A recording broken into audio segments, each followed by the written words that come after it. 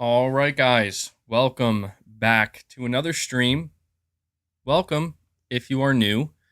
I appreciate you guys waiting patiently.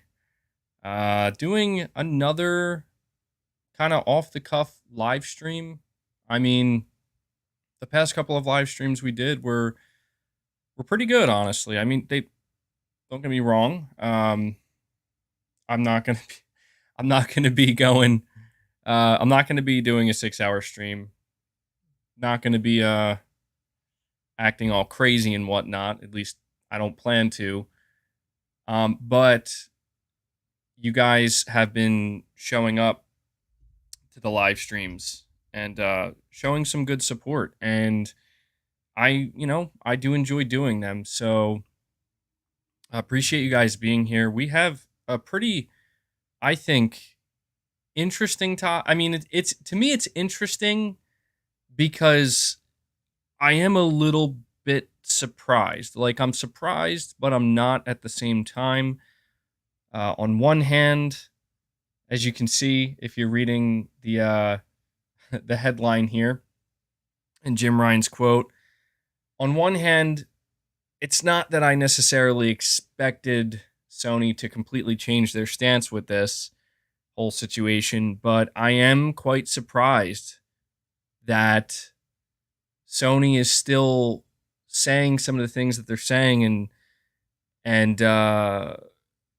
kind of really just digging in, digging in.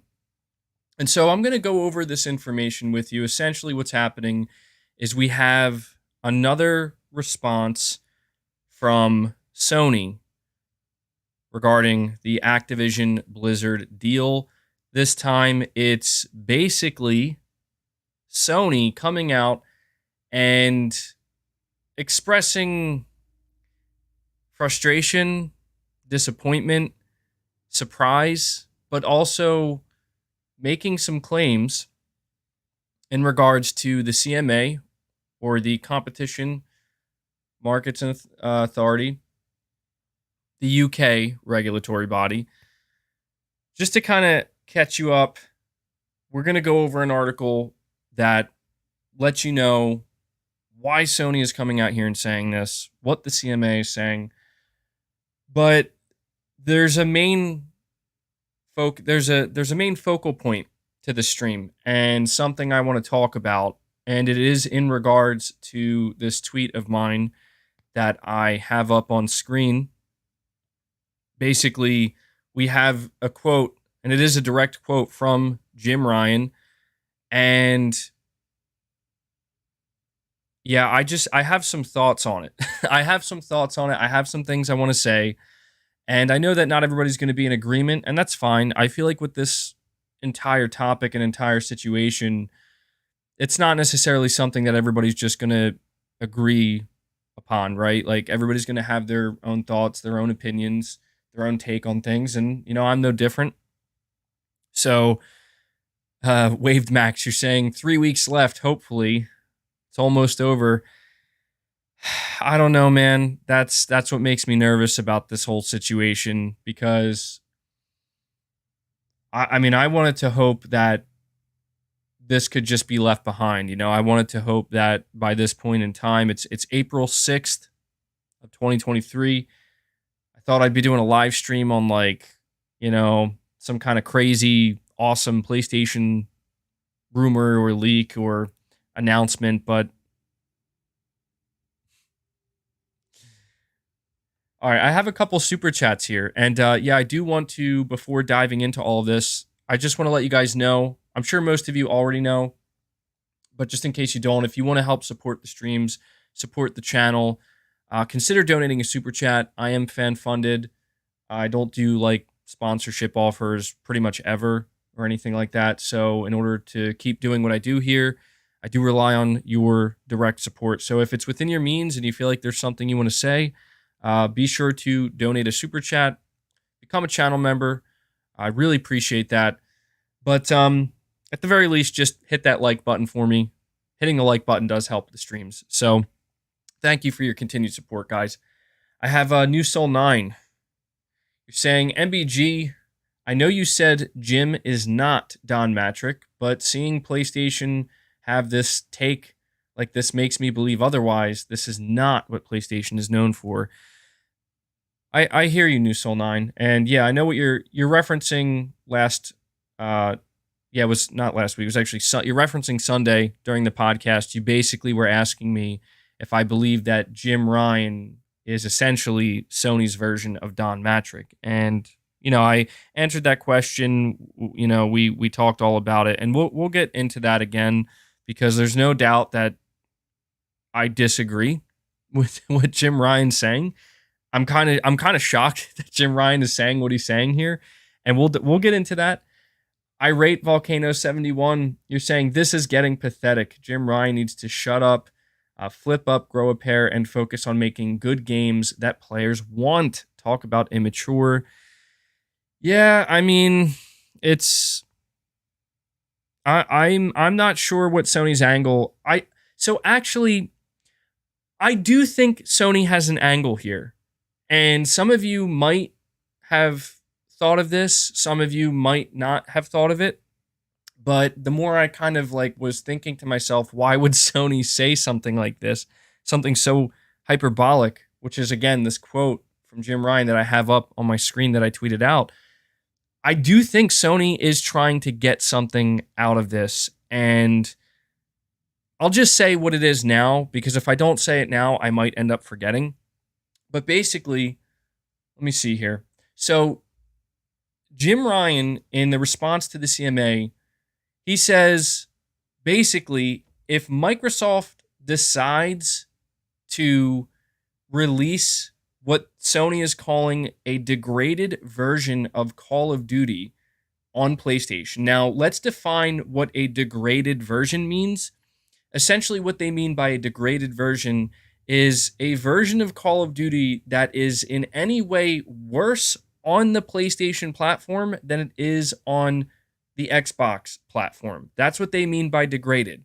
So you're probably automatically thinking about that time, not that long ago, that Sony basically said Microsoft could sabotage future PlayStation versions of Call of Duty to add glitches or bugs or make it run worse. And a lot of people thought this sounds absolutely ridiculous. Why would anybody think that Microsoft would do this? But here's the thing with what Jim Ryan's saying here. So Jim Ryan says if Microsoft releases a degraded version of Call of Duty on PlayStation, it would, quote, seriously damage our reputation. Our gamers would desert our platform in droves, and network effects would exacerbate the problem. Our business would never recover. Now, really soak in that quote there, because that's a loaded statement from Jim Ryan. Our business would never recover. He's not even saying that if Microsoft pulled Call of Duty. No. See, this is where Sony's changing they're changing their stance a little bit here. He's not even saying if they pulled Call of Duty. He's saying that if they even tried to release a lesser version of it, a degraded version on PlayStation, our business would never recover.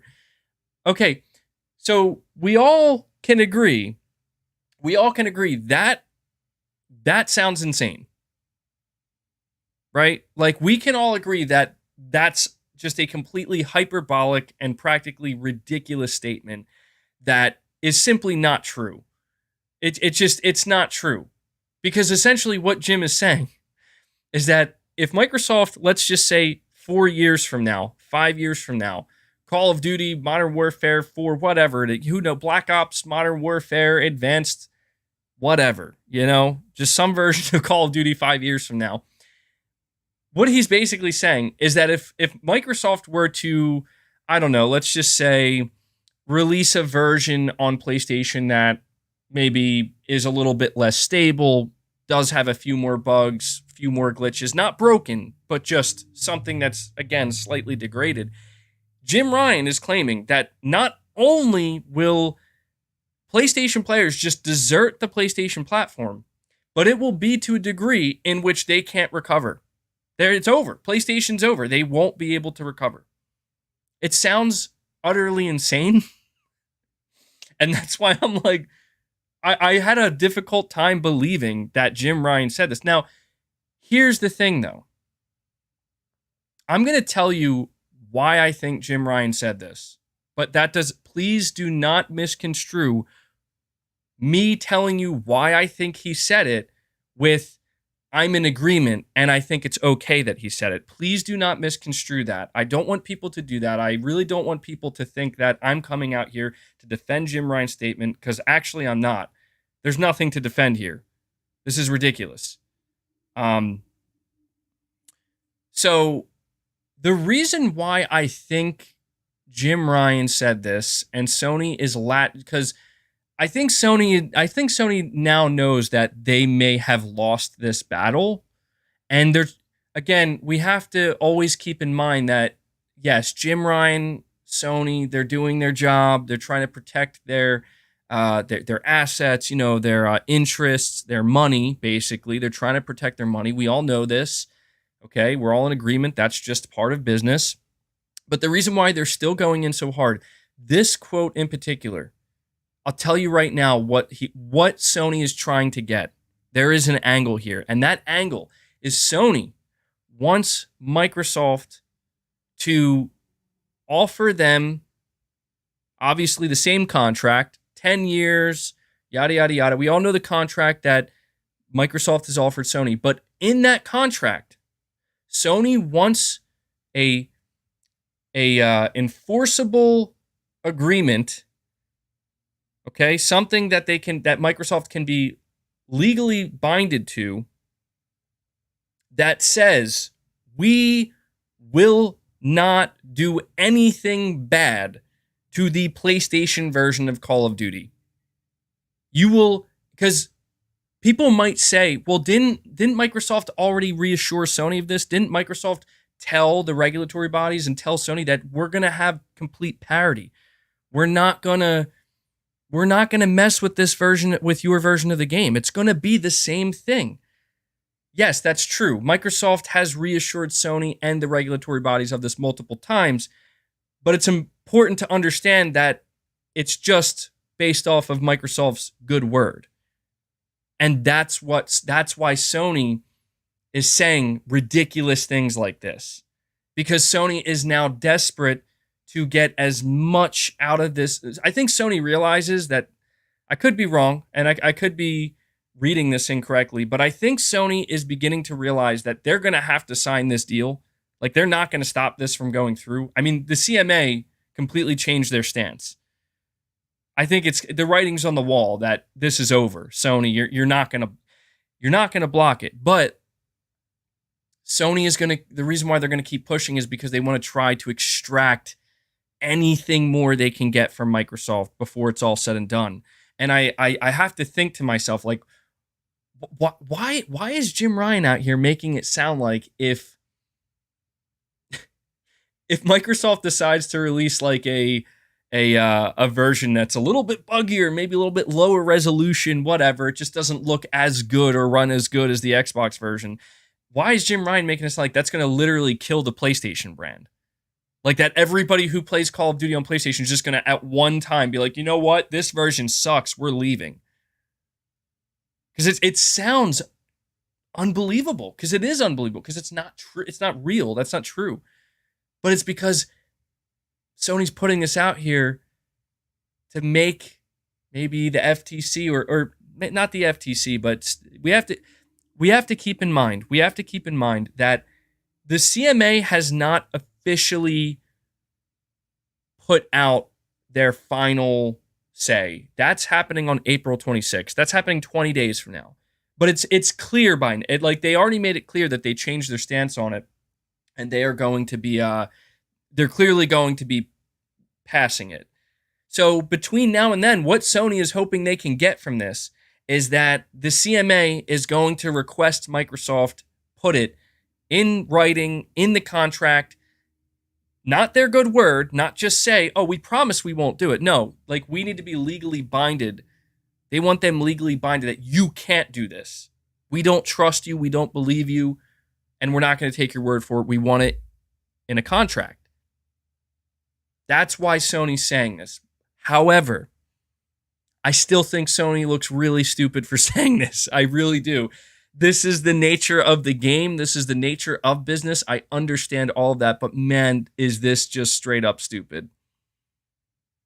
Like, this is just straight up dumb. And it makes me genuinely sad as a PlayStation fan and enthusiast that, our leader, right? The leader of PlayStation CEO Jim Ryan is coming out here basically said, I'm going to be honest, this is like a slap to the face to their own studios, to their player base, their massive player base that doesn't play Call of Duty. Like, I know Call of Duty makes I know Call of Duty makes Sony billions of dollars, but wow. Not everybody on PlayStation plays Call of Duty. Like, that's just not how it is. Anyway, I'm going to finish. I felt the need to really point that out here because I have a feeling if I didn't say that, I probably would have said it much later on, or I would have forgotten to say it completely. You're saying, you're asking where's the context? Well, okay, so this is the full quote from Jim Ryan. Okay, but basically the context that you need is right above it. If I can read the entire thing, I have it right in front of me. So this is, I think, the addendum. Let me see. So 27.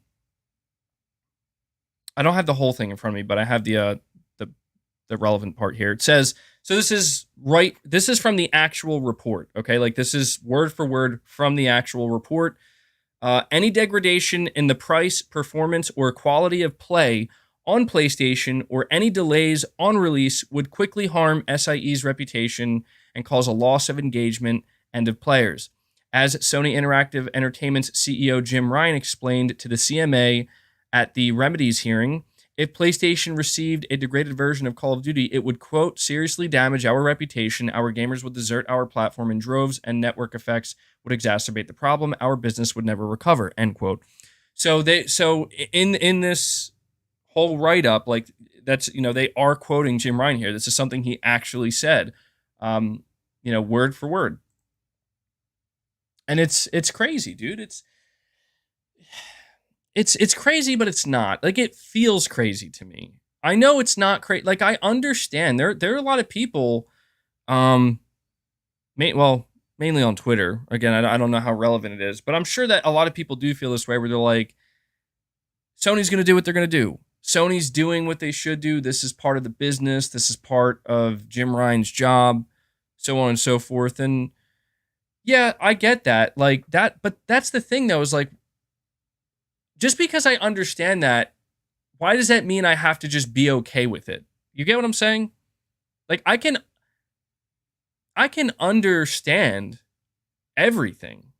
Why it's happening, why these sentences, why these words that are coming out of these executives' mouths sound so crazy. And I want to point out, I've called out a lot of the ridiculous things that Microsoft has said and done during this entire thing. And I'll tell you, a lot of you guys are telling me, yeah, don't stop pointing that out. And I won't, because it's like, it's crazy. But Sony's saying crazy stuff too. And I just feel like it's important to point out both here, because it's not just Microsoft that's out here saying crazy stuff that sounds absurd, right? And I want to make it clear as well, like, it's not that I expect Sony to just happily wave at Microsoft and say, go ahead, make sure you take Call of Duty. We don't want a contract. We're totally fine. We don't need it. I don't expect Sony to behave or act like that either. But I just don't like this insane desperation where it's like, to be clear, reading between the lines, and you don't even really need to read between the lines. To be clear, what Jim Ryan's basically saying is that if Call of Duty gets screwed with at all on the PlayStation platform, it's going to sink PlayStation. They, again, word for word, our business will never recover. It sounds absurd to me, because it's just, I'm I mean, there is I know it's business. I get that, and I understand that. A lot of people are going to say like, "Hey, man, they'll say anything." But I guess a part of me just maybe did think like Sony has a little bit of pride, right? Like, surely Sony's not going to come out and actually take the stance of if we not even lose Call of Duty, if we get a glitchy version or a less performant version of Call of Duty, we're going to die. Like, that makes me sad because it's like, you guys are that, like, you're that worried about losing. Like, I know it's billions of dollars. I know that. I know they have shareholders that they're beholden to. I know that. But get a grip. Like, get a grip here, Sony. What are you talking about? Like,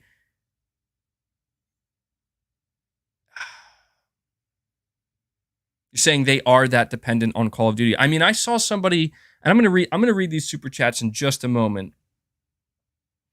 I saw somebody say, I think it was on, I don't know if it was on YouTube or Twitter. I forget. I lose track anymore. But somebody said, but what if what Jim Ryan's saying is true? And I think I actually saw somebody in the chat say it earlier. What if what he's saying is true? Dude, let me tell you right now.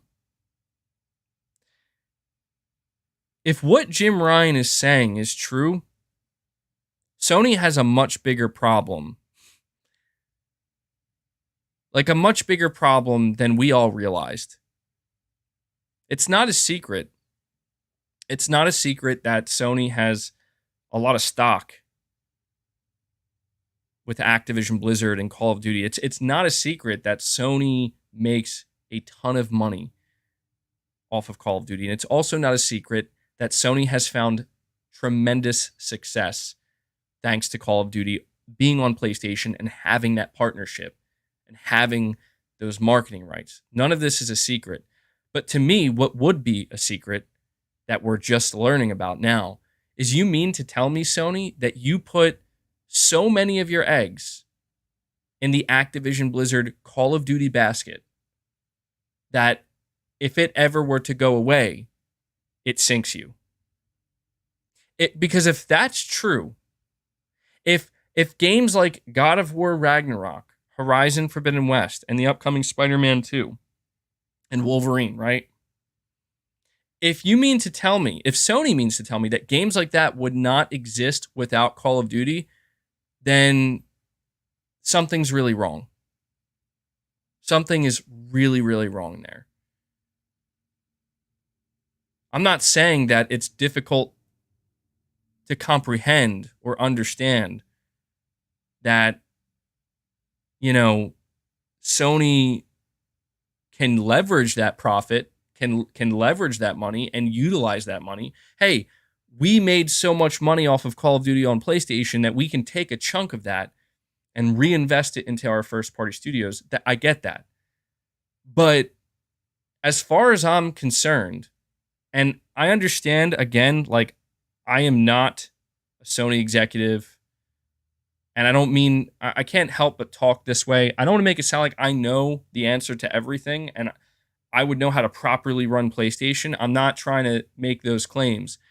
But it seems like it should be obvious to Jim Ryan, to everybody at Sony, to everybody who pays attention to PlayStation, it should be obvious that your most important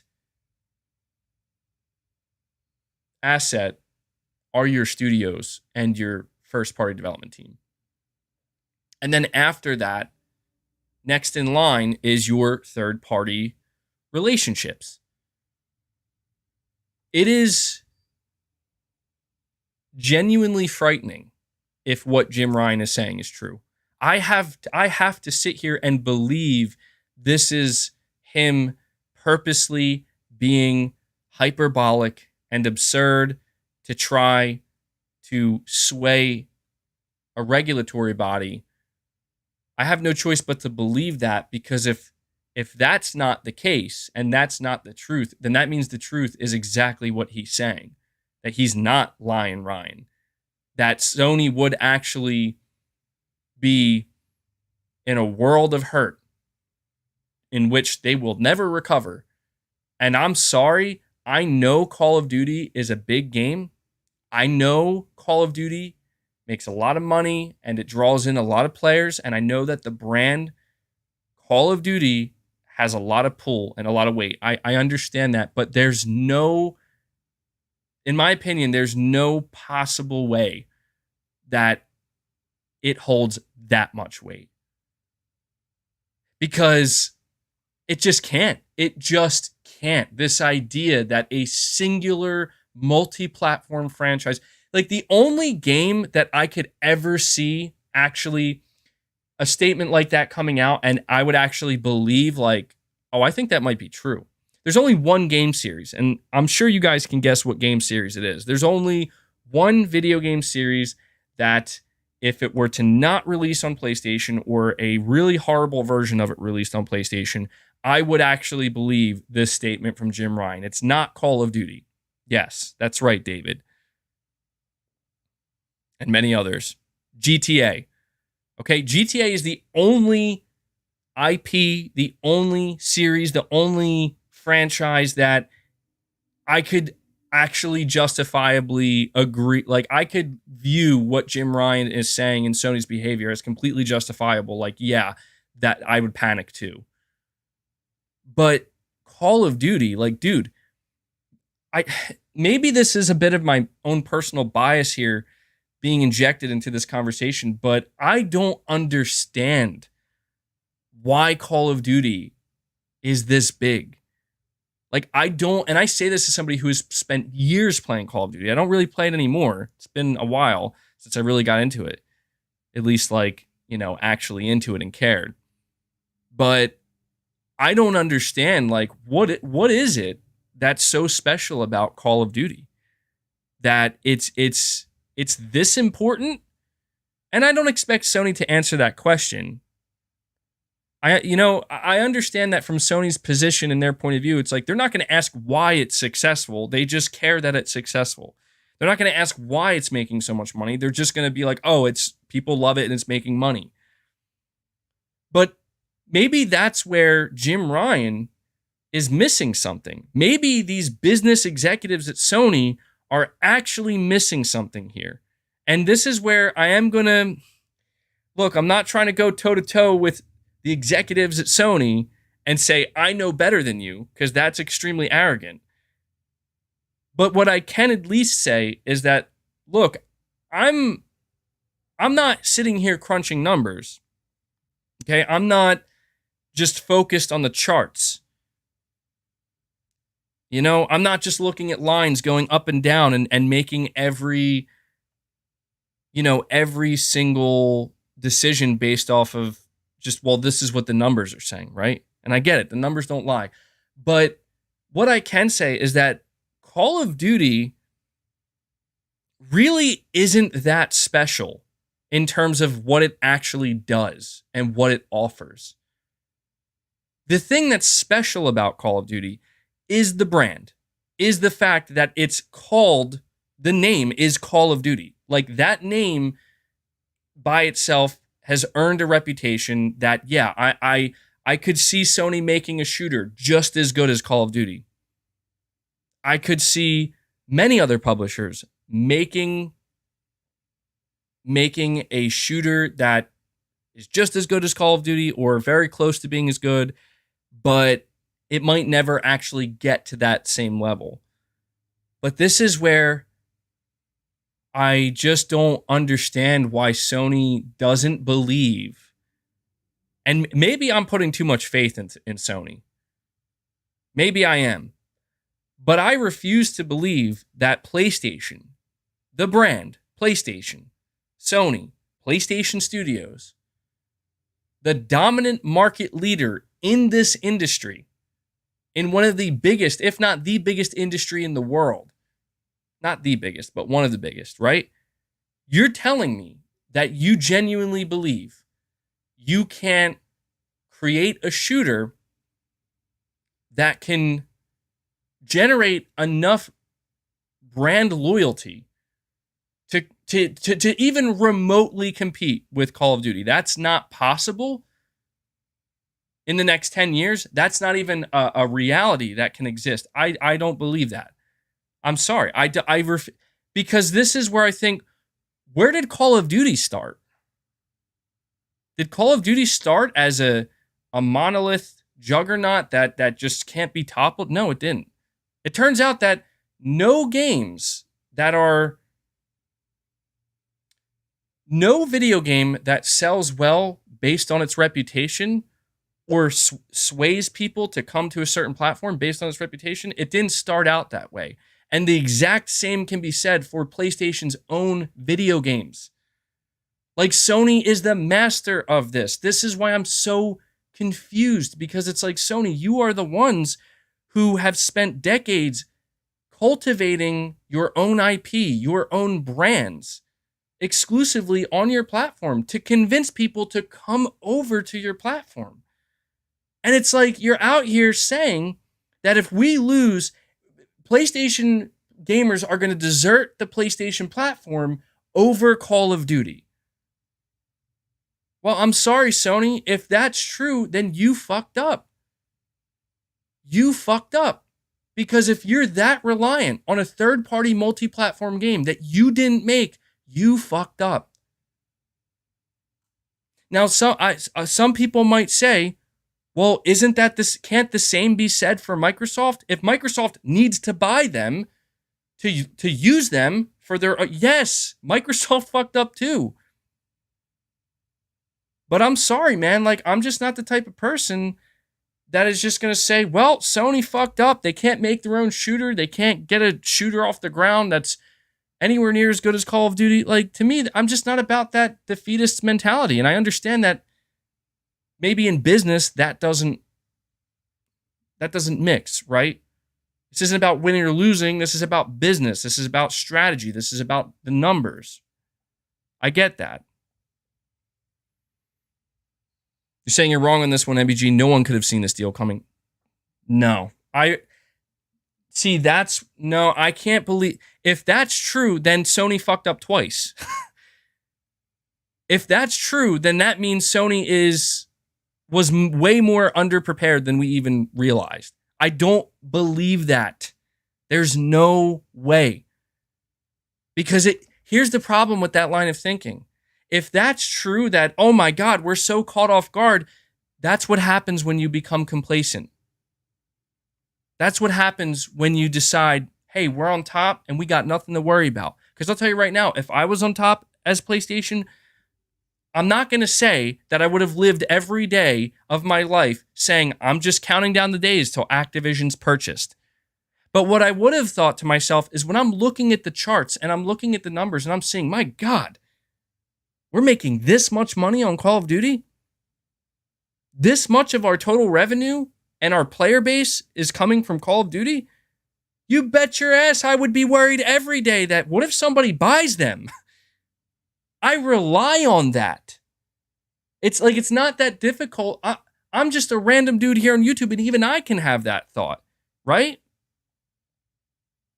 And don't get me wrong, I probably would have said, well, how much are they worth? Oh, I mean, somebody would have to pay between 60 and 70 billion dollars. I'd probably say, yeah, that's probably not going to happen. But then again, when your competitor is worth literally trillions of dollars, how do you not even consider that as a possibility? You know what it reminds me of? It reminds me of the type of mentality, which we're all guilty of at times. Like, I know that Sony as a company is made up of people just like us, you know? It reminds me of the mentality where it's like, we're not going to worry about it until it happens. You know? We're not going to worry about it until it happens.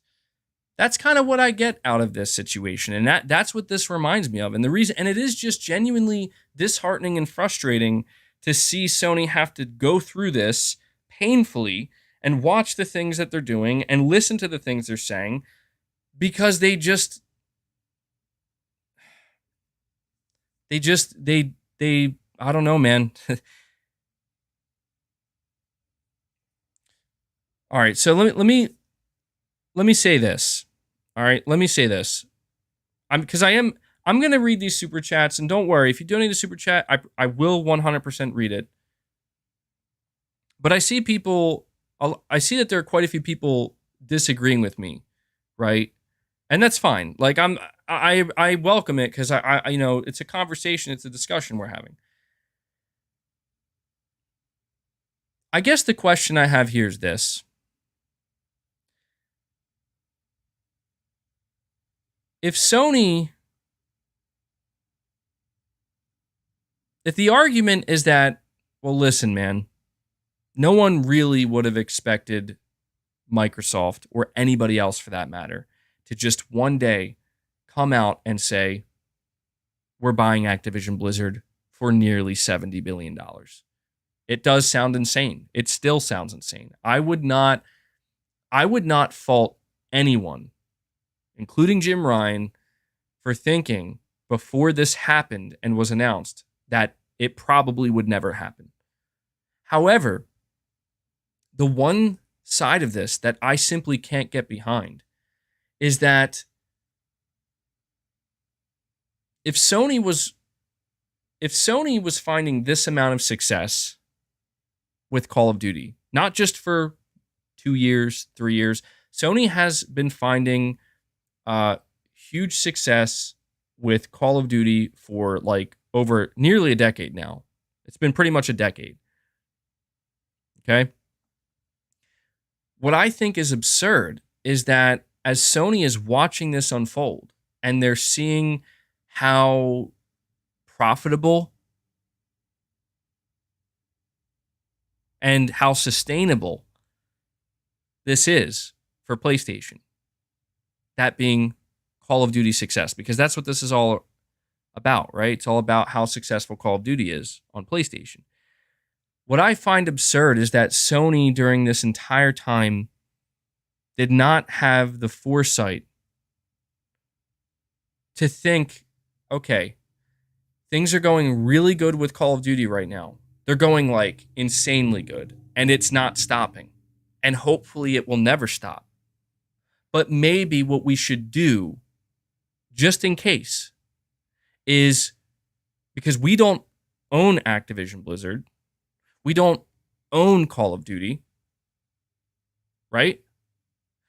We just have a great partnership and we make a lot of money off of them and they make a lot of money off us.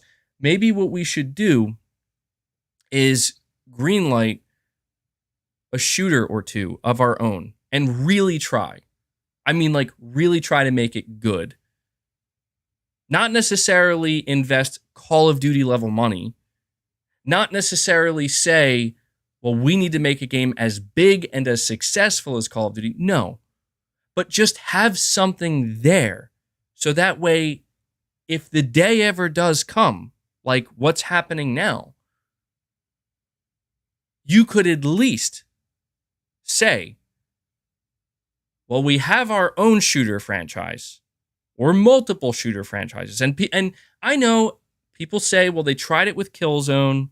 They tried it with Resistance.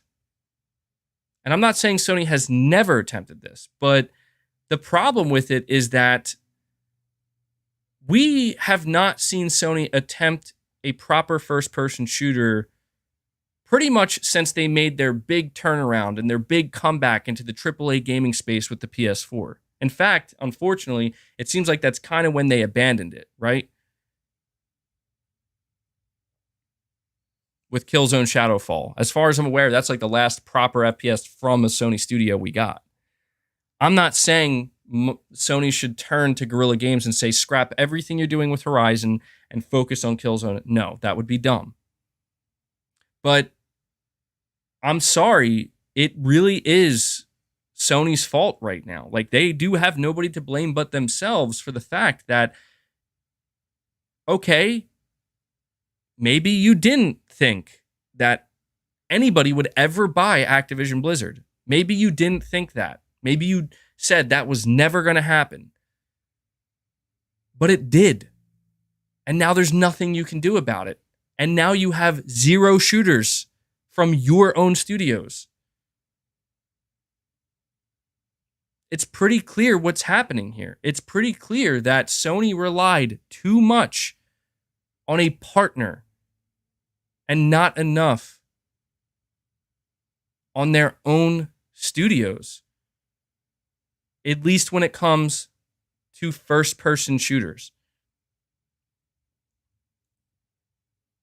Somebody then might say to me, because I'm just trying to consider other angles here, and yes, that's true, they do have Bungie, and that might be, yeah, to be honest, Sony might have no choice in the end but to turn to Bungie and say, boy, are we glad we bought you, because we're going to need you. That might be exactly what happens.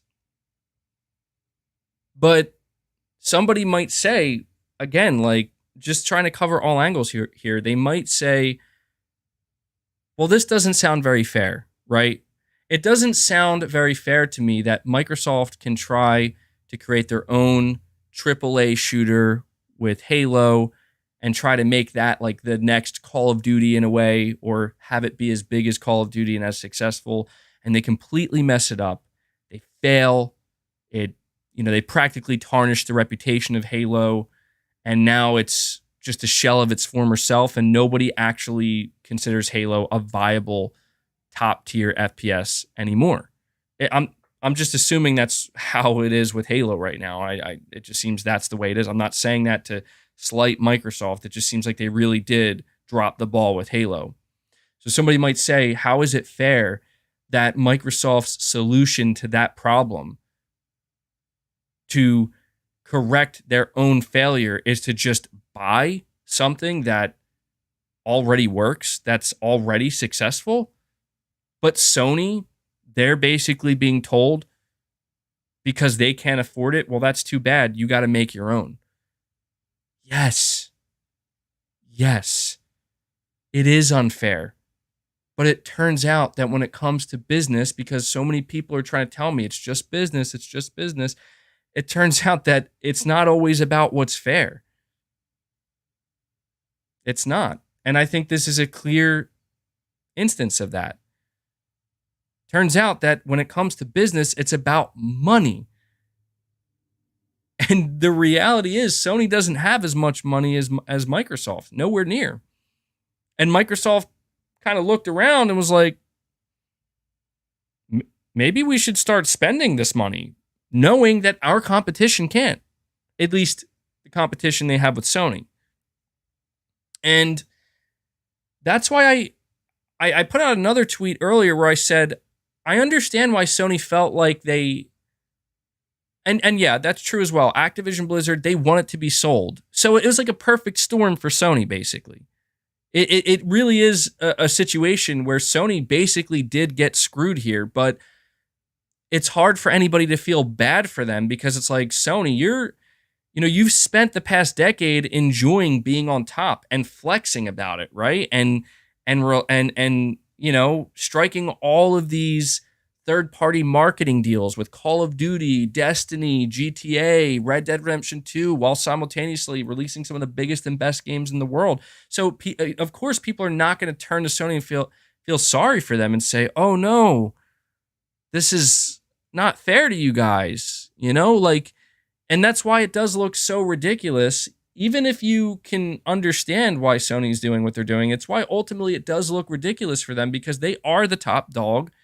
And they are, in a lot of ways, the best at what they do. There's a reason why they're the market leader. And so it does seem kind of silly for them to just come out and be like, this is going to kill us. Like, dude, and the fact that they're the only ones saying it as well. That's at least one of the only ones. I think maybe at this point, it's just also Google that's still maybe on Sony. But even then, Google they haven't really been saying anything. So I'm just trying to point out these different, these different angles in which we have to try to consider, because they are all relevant to the entire situation. But I just did not think that when considering all of these different angles, that the end result, at least the result that we're seeing now, would be PlayStation CEO Jim Ryan saying that if Microsoft makes a worse version of Call of Duty for us, we're never going to recover from that.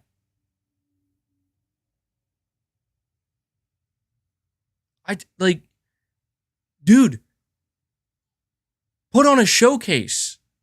Will you? Announce a new game. Show a Spider-Man trailer. For the love of God. If you're going to come out here and say these things, can you at least put something else out there to distract us? Like, that's what, for me personally, that's what this all comes back down to, is it's just like, I get this is business.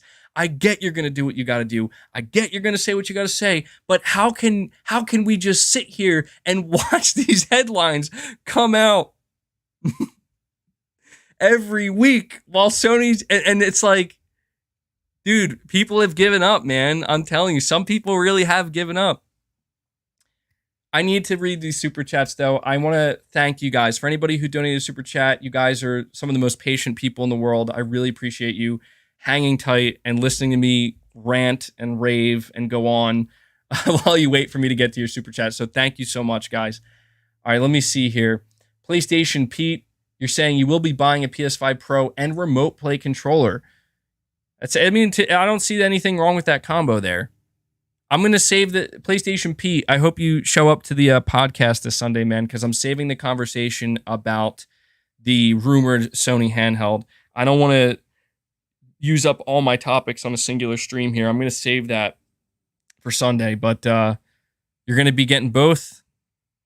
Interesting. Thank you, PlayStation Pete. RU46N2 Ray, a member for 20 months. You're saying, hope you and your family are doing well, MBG, and I hope your wife a speedy recovery. Well, thank you so much, man. She's doing 100% better.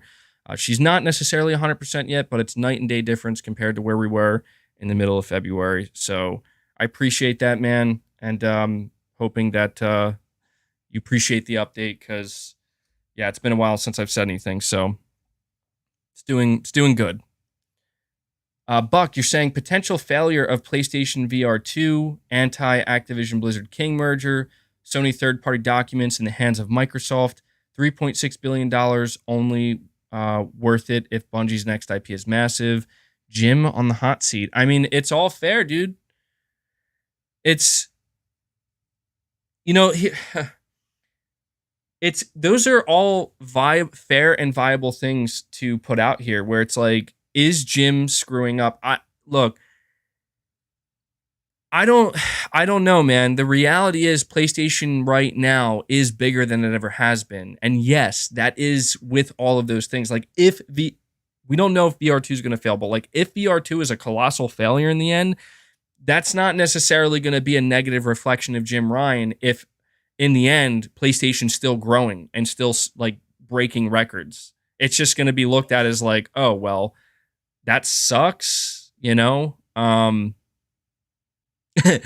you end your rant with all you wanted is a showcase. I mean, look, I'm just saying, dude, I don't want to keep talking about this, and people say, well, you don't have to. You're right, I don't have to, but it's like, look, I'm trying to keep content flowing on the channel, and this is the relevant thing that came out today, okay? I would much rather be sitting here doing a live stream, losing my mind, talking about how Sony just announced the showcase, or there's a big leak of what might be at the showcase, something like that. That'd be much better than this. But this is the big thing that came out today. And, the day is going to come where we're going to stop talking about it. It just can't come soon enough. But yeah, Buck, those are fair questions to ask, man, and we'll have to see.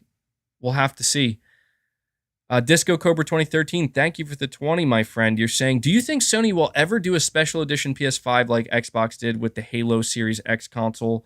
Also, like the dark blue 500 million PS4 Pro Sony did, I'm thinking about picking one up to collect. Would be nice if they did. I've seen a lot of people express a little bit of frustration that Sony seemingly was all about limited and special edition PS4s last generation. It's felt like every couple of months there was a new limited edition PS4 announced. And this time around with the PS5, they've done literally zero limited edition PlayStation consoles. They've done, like, the only thing I actually saw, and this is genuinely infuriating, was I saw Sony announced limited edition PS5 covers and plates for LeBron James. Yes, that's right. You heard that correctly. Not a game, not a PlayStation product, LeBron James. And that's all they've ever done. Was there that gold PS5 was not actually from Sony, by the way. I'm pretty sure that gold PS5. I think it's so weird. Like, I don't know. It's scary to me to see that Sony is willing to do limited edition plates for the PS5 and controllers, but not for their games, at least with the PlayStation 5 plates. Why not do? I mean, I'll tell you right now, they're going to have to do something with Spider-Man. Sony would be out of their minds to not do some type of special PS5 console with Spider-Man. That would be insane. It's just you can't. It makes itself, right? Like it creates itself. There has to be one. So, do I think it's going to happen, man? I think it has to happen at some point. I don't know why Sony has been seemingly so against doing like limited edition consoles when they were just so on board with it last gen.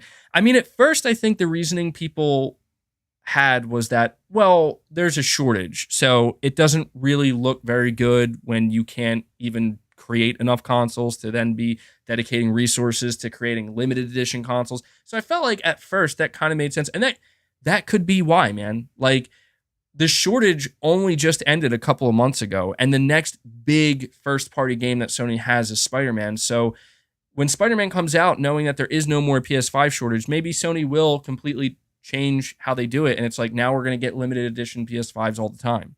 That very well could be a thing that happens. So I hope they do it. I hope they do it, but I kind of hope they don't, because every limited edition PS5 that Sony does, I'm going to feel tempted to want to buy, and I only want so many PS5s at the end of the day, you know? So thank you for that, Disco Cobra. Josh Z, you're saying, the thing about business is that sometimes bad PR is still the best long-term business decision. Sure, the optics are horrible, but at least you know you did everything you could to win. And that's true. And I think that's clearly what we're seeing here. All the things that Buck and others have mentioned, where it's like, it just seems like it's been nothing but bad PR for Sony.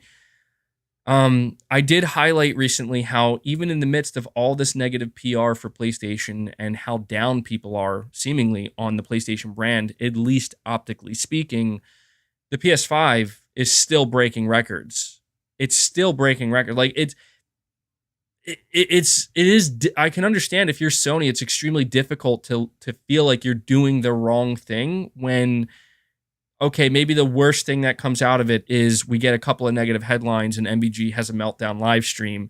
I think they'll live, right? It's like, but we look at our numbers and the PS5 is selling like hotcakes still, and nothing is stopping it. So I think it's always a little bit risky, but you are, I think, ultimately correct, Josh, in that the thing that I am missing, and I know that many people in the chat have pointed this out, and it's obvious, and I wish I wasn't missing it. And if I wasn't missing it, I probably couldn't do live streams, and I probably couldn't talk about it, but I don't know the bigger picture. I'm not in the boardroom with Jim Ryan and the Sony executives. I don't know what they know. I don't have access to the information they have. I don't have access to the data that they have. And, you know, I'm not talking to lawyers, you know, expensive lawyers.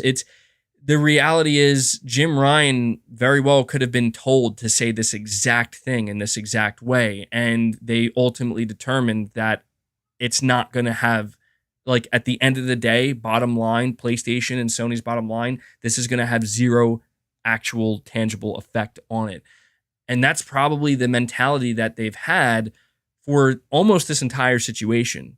Because you're right, it's the one thing that has remained absolutely consistent this whole time with this whole situation with Sony is that they're unrelenting. Like, they have not bent the knee. They have not changed their stance. They just have, I mean, you know, they didn't even put a response out when the quote came out that Jim Ryan said, "I don't want a deal. I just want to block your merger." And they got pounded for that, basically. But Sony didn't say a word because they're like, yeah, like that's what we want. We want to block this. And,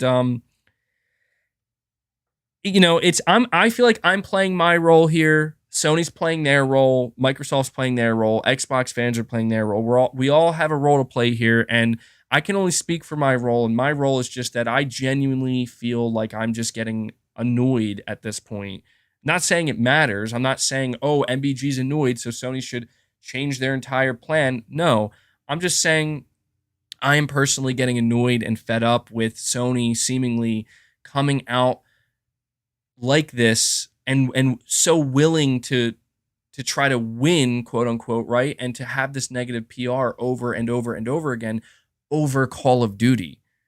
You know what I mean? Because from a gamer's perspective, not a businessman who's crunching the numbers, but just a gamer's perspective, dude, this makes me like fume because it's like all of this over Call of Duty? Are you kidding me?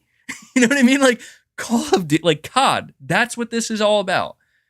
Because I'll tell you what, man. Like I look at Modern Warfare 2, and no offense to people who are enjoying it. I'm not saying there's anything wrong with people buying and enjoying Call of Duty, but I'm looking at this game and I'm like, what? Where's the innovation here?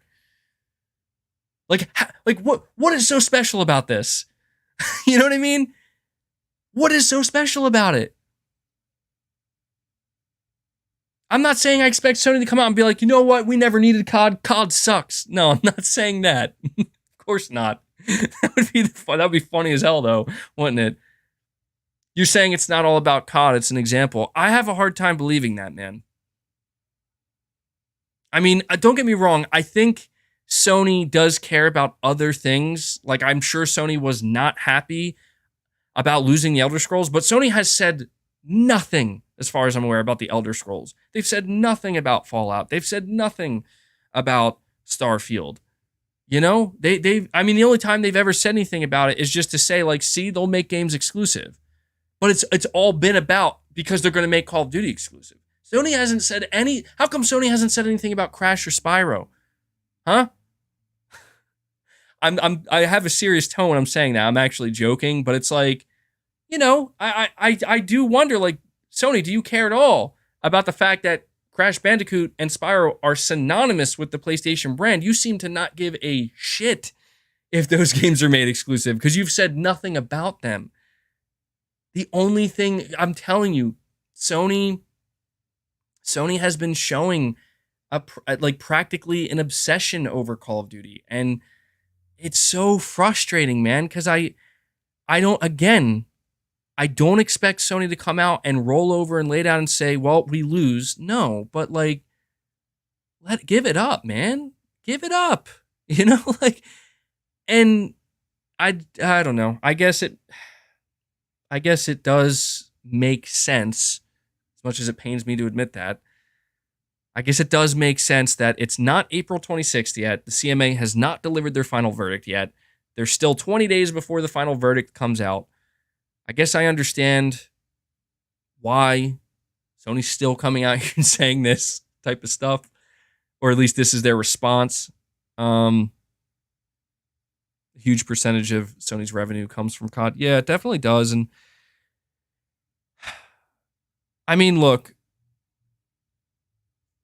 I guess I'll just say that there's a reason why Sony is making 12 live service games, right? It's not like Sony's sitting here actually saying we're just going to die straight up. Like, we're literally going to roll over and die if we can't stop this.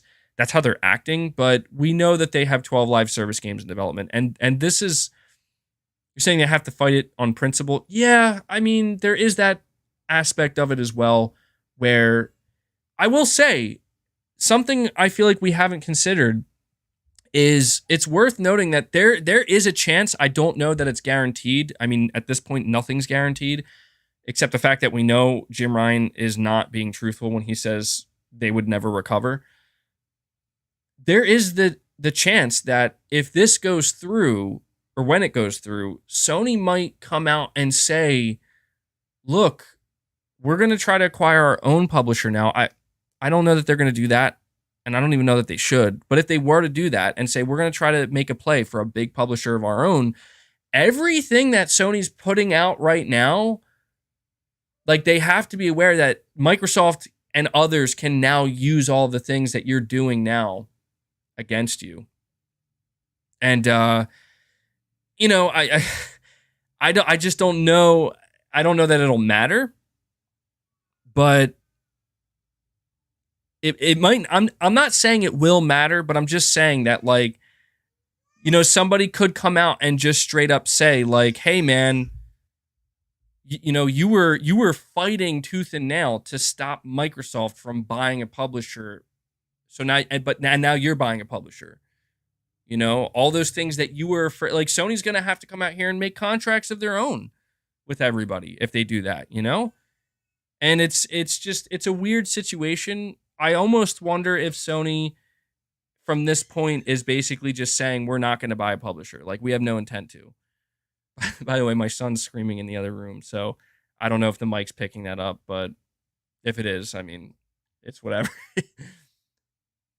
So Josh, I think you're correct. Drive by Joe, you're saying PlayStation out here simping. Yeah, I mean, I hate to use that terminology and I hate to reduce it down to something so ridiculous, but it genuinely does feel like Sony and Jim Ryan are simping for Call of Duty, and it's like you don't love to see it. You definitely don't love to see it. You're saying you can hear some screams. Yeah, he's messing around in the other room. He's at that age, He's at that age where it's just like I'm gonna scream all the time. He's screaming at Sony. Come on, Sony, you're enraging my son. He's gonna lose his mind.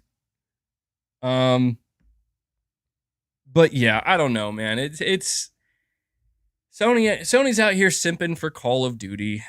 You hate to see it. You hate to see it. Axis Hawk, member for 10 months. Thank you, man. You're saying what Jim Ryan is saying here is one of the worst exaggerations I've ever seen in my entire life. Sure, Call of Duty is big, but Sony has so much leverage. Yet that's what I'm saying, man. I understand. I feel like I've been saying that this whole time. Like I understand, and I have to keep saying that because we all understand. We all understand. By the way, I see you saying if your son screams, go to him for God's sake, dude. Just to be clear, he's not screaming like that. I'm just saying he's like he's at that toddler stage, man. He's just loud. Kids are just loud. Anybody who has kids, you'll learn like as I've learned that, dude. They just get to an age where they're just loud all the time, dude. It's funny. Like sometimes I'm trying to have a conversation with my wife, and it's like we have to literally scream at each other back and forth just to be able to hear each other. Let me know, anybody in the chat who's also a parent, have you experienced this? Seeing kids scream when they eat at that age. Yeah, dude, it's crazy. It is crazy. He's a loud one though, man. He could he's gonna be like a metal frontman one day, a metal singer. I could see that. But Axis Hawk, getting back to your super chat, man. That's the thing about it. It feels like the exaggeration is so extreme that it's like I get that the regulatory bodies might not be that familiar with the gaming industry and with Sony and with how all these different companies operate, but dude, I don't know that you can get like Sony has to give access to these regulatory bodies to all this information about their company. I don't know how you could say something like this. And that's why I'm saying like the question is the question really is, Axis Hawk, and I'm asking the chat this as well, like is what Jim Ryan's saying true? I don't believe it. I refuse to believe it because it does sound absurd to me, but is it possible that could be a true statement? I mean, the only thing I can think to myself is that the only way that statement can be true is if Sony constructed a specific scenario where they basically ran the numbers in a very specific way where it's like, well, if this thing happens and then that thing happens, then this thing happens after that, then it puts us in a financial state. If we lose this X amount of money, then we're not going to be able to recover here. You know what I mean? It's like, I feel like with situations like this, there are many different scenarios and many different ways it could play out. But it seems to me that what Sony is doing here is taking the absolute worst possible, unluckiest scenario and taking it and saying this is absolutely 100% what is going to happen. We've ran through the numbers, we've ran the scenario, and this is what's going to happen. Because That's the only way I can rationalize there being any truth to this.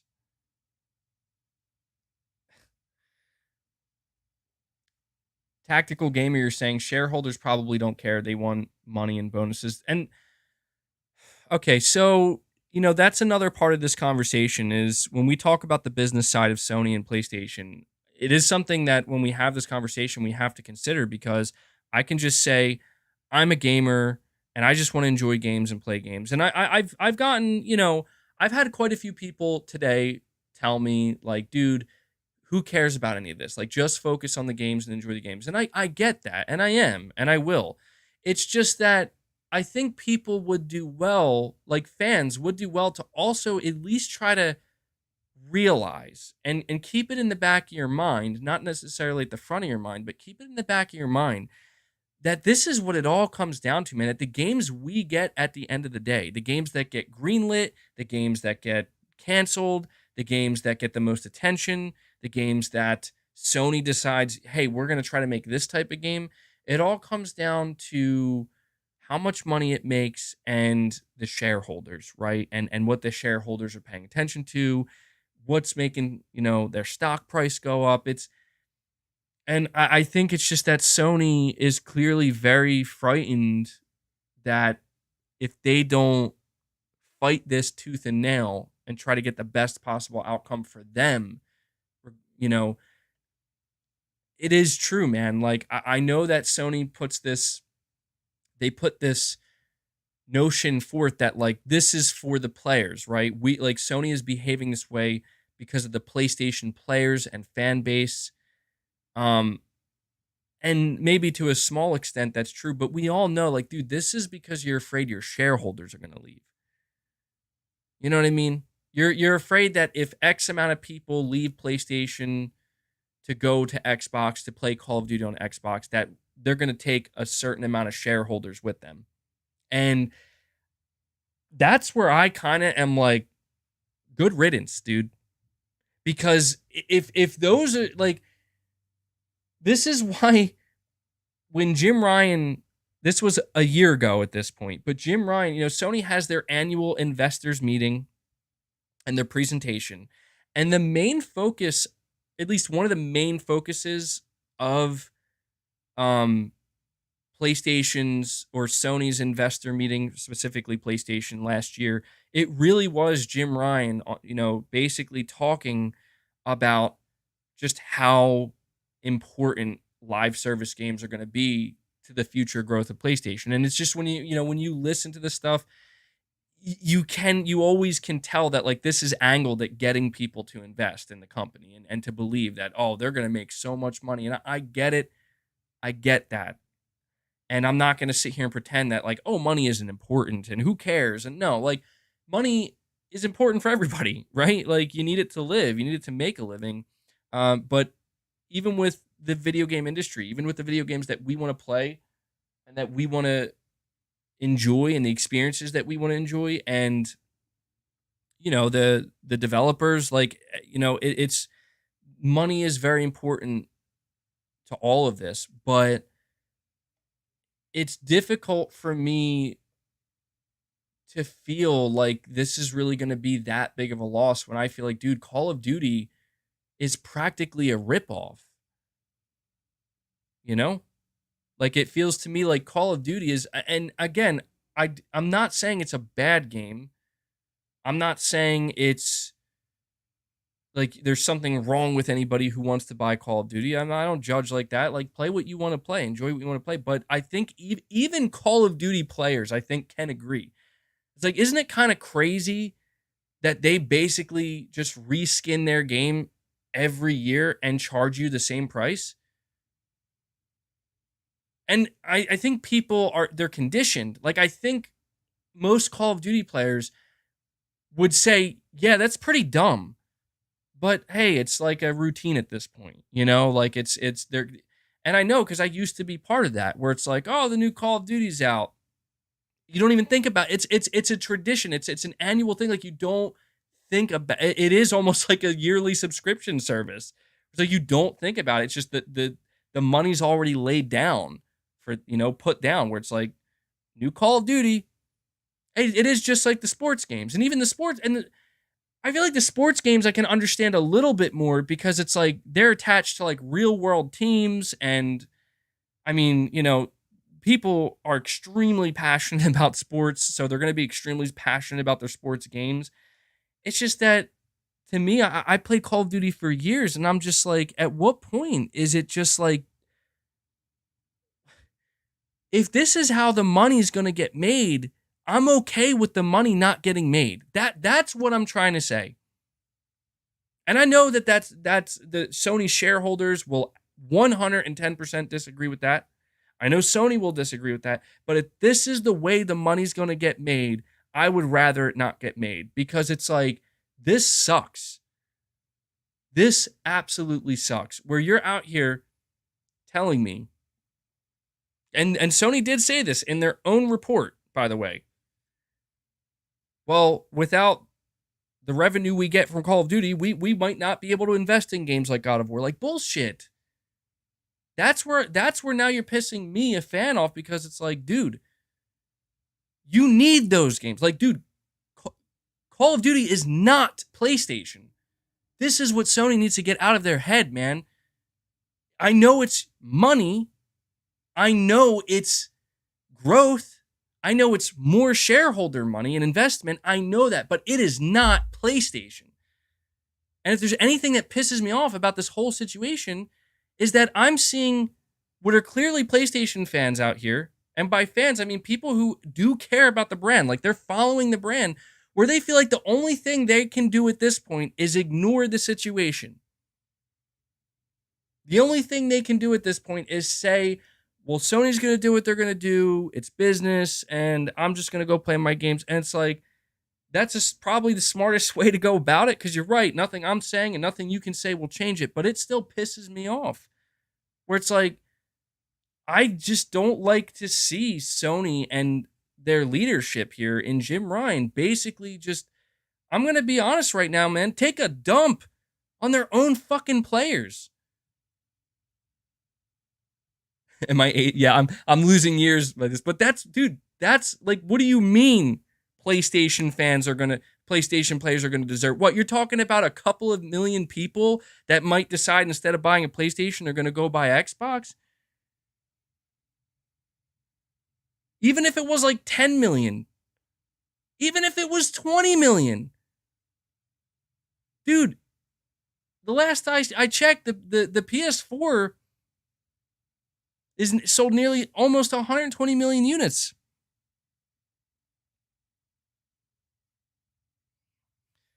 It just, I know that this is, I know that at the end of the day, for all businesses, it's about constant growth. I know that.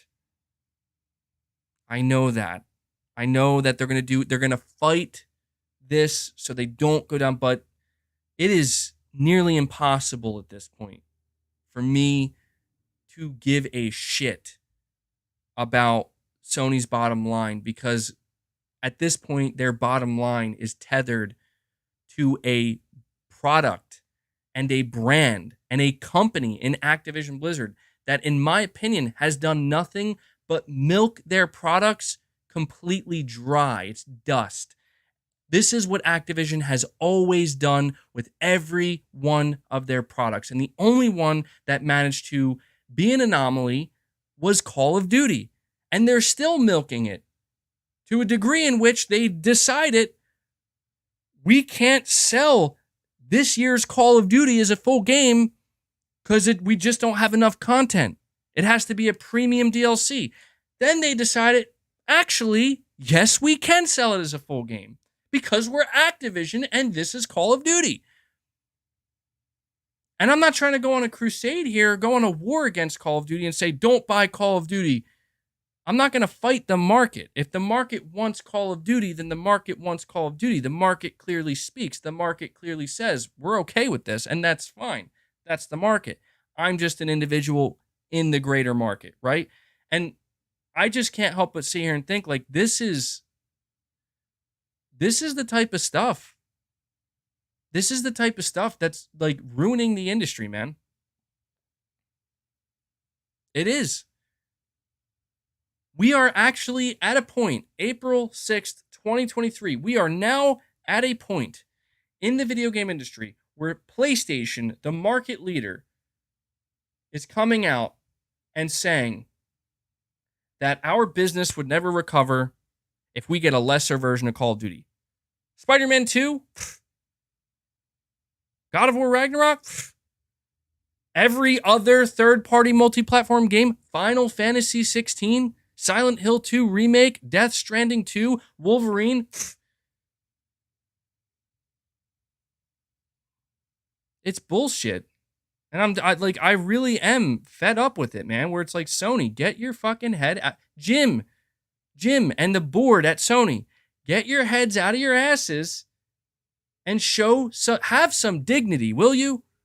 That's what I'm asking. Have some dignity.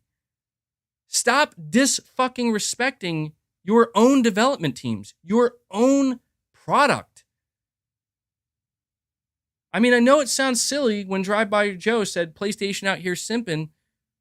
You're fucking right. That's what they're doing, man. And it's sad. It is sad. And I see somebody saying it's fine if you disagree. I have tried my best to be understanding, but I just can't do it anymore. I can't do it anymore because it has reached a point with all of this where I genuinely cannot believe. Dude, you're saying I'm overreacting? Maybe I am. But my overreaction stems from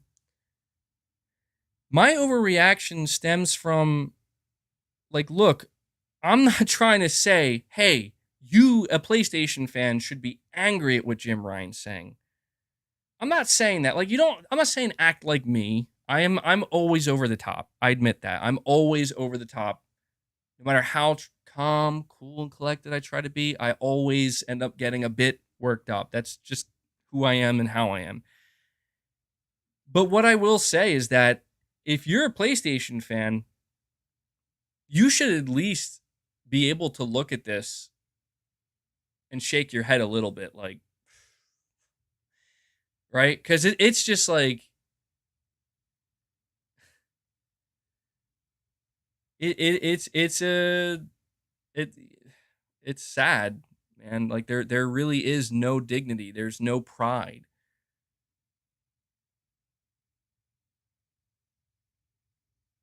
There's just money in the bottom line. And it's like, look, man, I don't want to see PlayStation. I don't want to see video games turn into that. That's all I'm trying to say. Like, I get the importance of it is a business. There are bottom lines. There's profit. There's loss. Things can go away. Studios can be shut down. People can lose jobs. IP can be locked away in a dungeon or thrown out entirely. I understand all that. That's the nature of all of this. There's risk involved with everything. But I just don't think, as a PlayStation fan, as somebody who cares about the brand, I don't think I'm asking for too much to just simply not have to read quotes from PlayStation CEO basically saying that our business will fail and be gone and not recover without this singular IP. That this IP represents the ultimate milking of a successful video game, the ultimate disrespect of,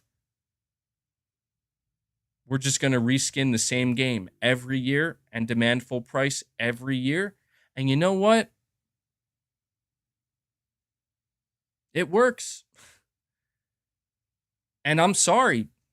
I'm not sorry. I don't want to see PlayStation fight for that. Microsoft wants to spend $69 billion for it. Go for it. Fine. Sounds like the perfect product to put into your Game Pass.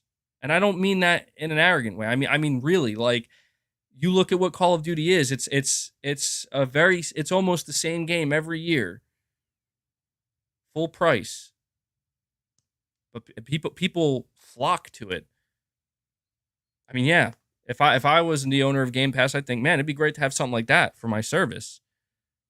And I get Sony, that's great to have on my platform. It's not going anywhere, at least for 10 years. You sign the right, you sign the contract. It's not going anywhere for 10 years. Maybe 10 years later, it does go somewhere. Nothing you can do about it. Microsoft bought it. They own it. And when that contract's up, they can do what they want with it. I'm truly at a point. I don't know. I'm truly at a point, man, where I would much rather see Sony come out and just say, okay, you know what, Microsoft, if you're still willing to put the contract out there, we'll sign the contract and we'll all just move on. I'd much rather see that at this point than see this, than see these quotes coming out where this is the type of shit that Jim Ryan's saying, because it's like saying glad you're not CEO. I mean, hey, yeah, you're right. I'll tell you right now, if I was the CEO of PlayStation, I don't think PlayStation would be number one. I don't think PlayStation would be on top. I don't think PlayStation would be the market leader, but I can at least say that PlayStation would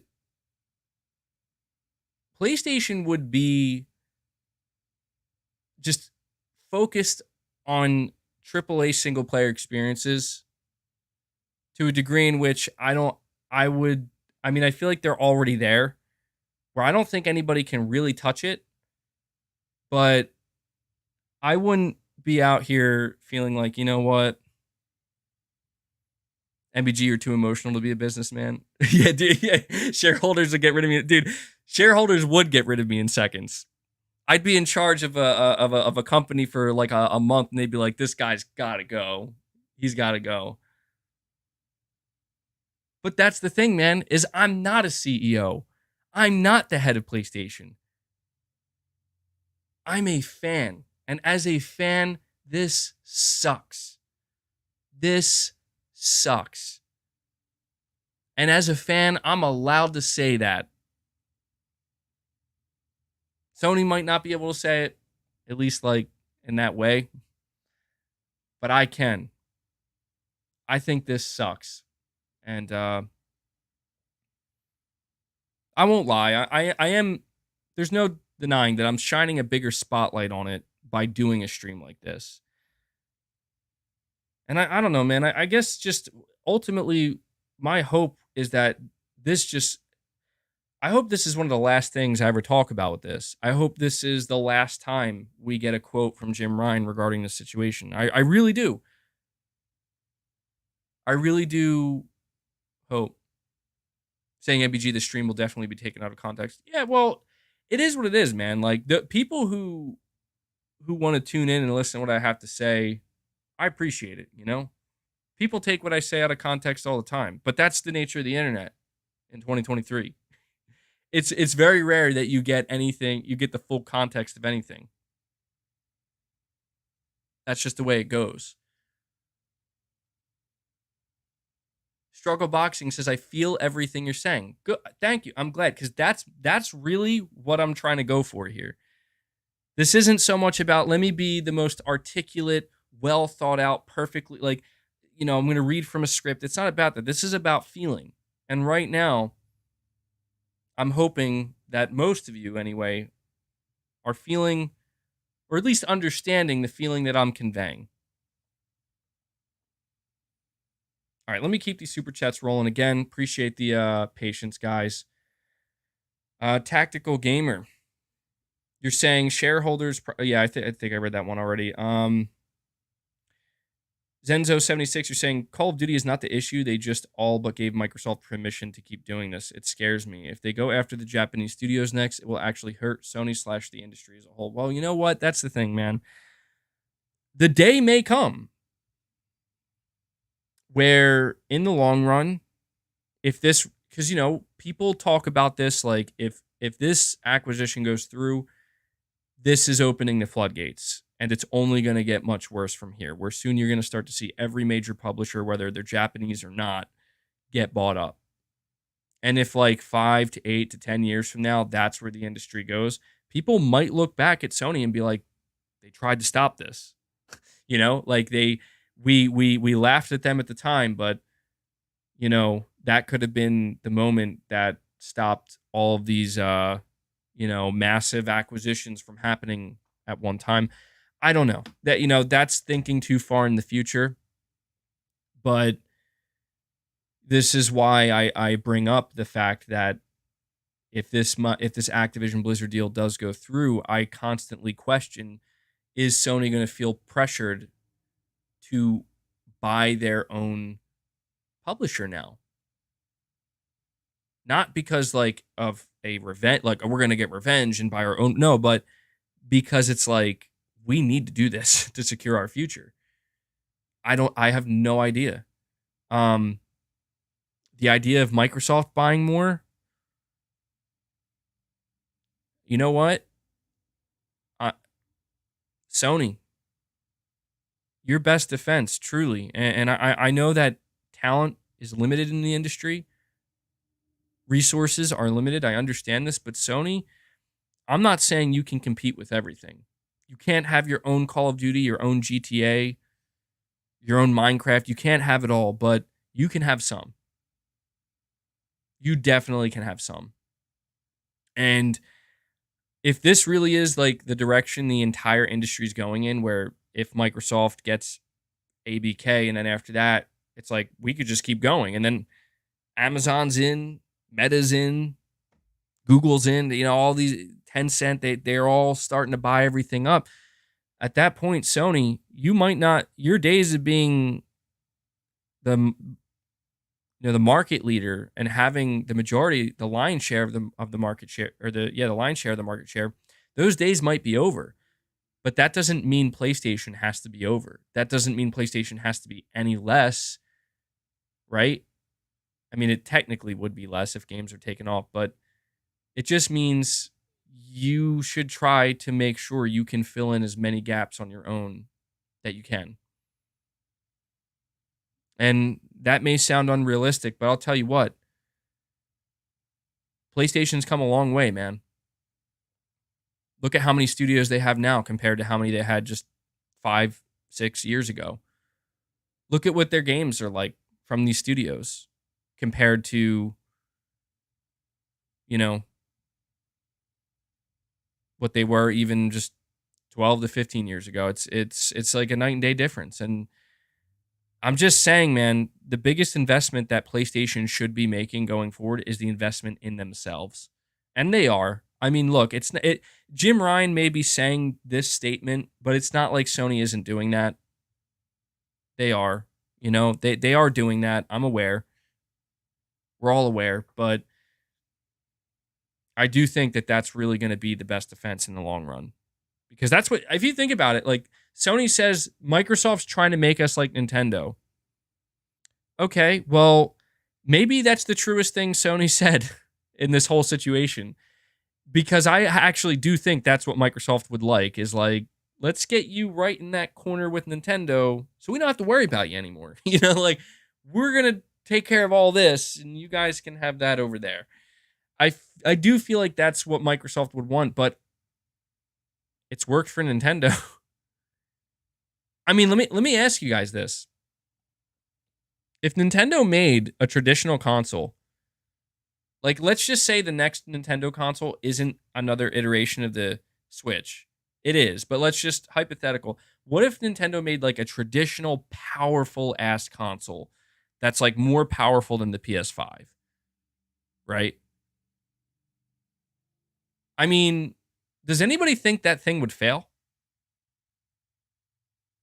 I think it would. I think it would do amazing.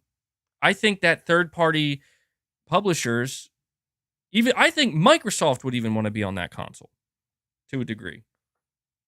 I'm just saying, like this is where Sony is. I think is. You're saying the GameCube failed and that was a real console. Well, yeah, I guess you're right. But I feel like things are different now. Maybe I'm completely wrong on that. I don't know. Maybe that would be weird to me. I would find that quite shocking. If Nintendo just made like a real, not a real console, but a traditional home console, super powerful, super easy to develop for, super easy to port games to, I would be shocked if it failed. Utterly shocked. You're saying it would fail? Well, maybe, I don't know. Maybe. Hmm.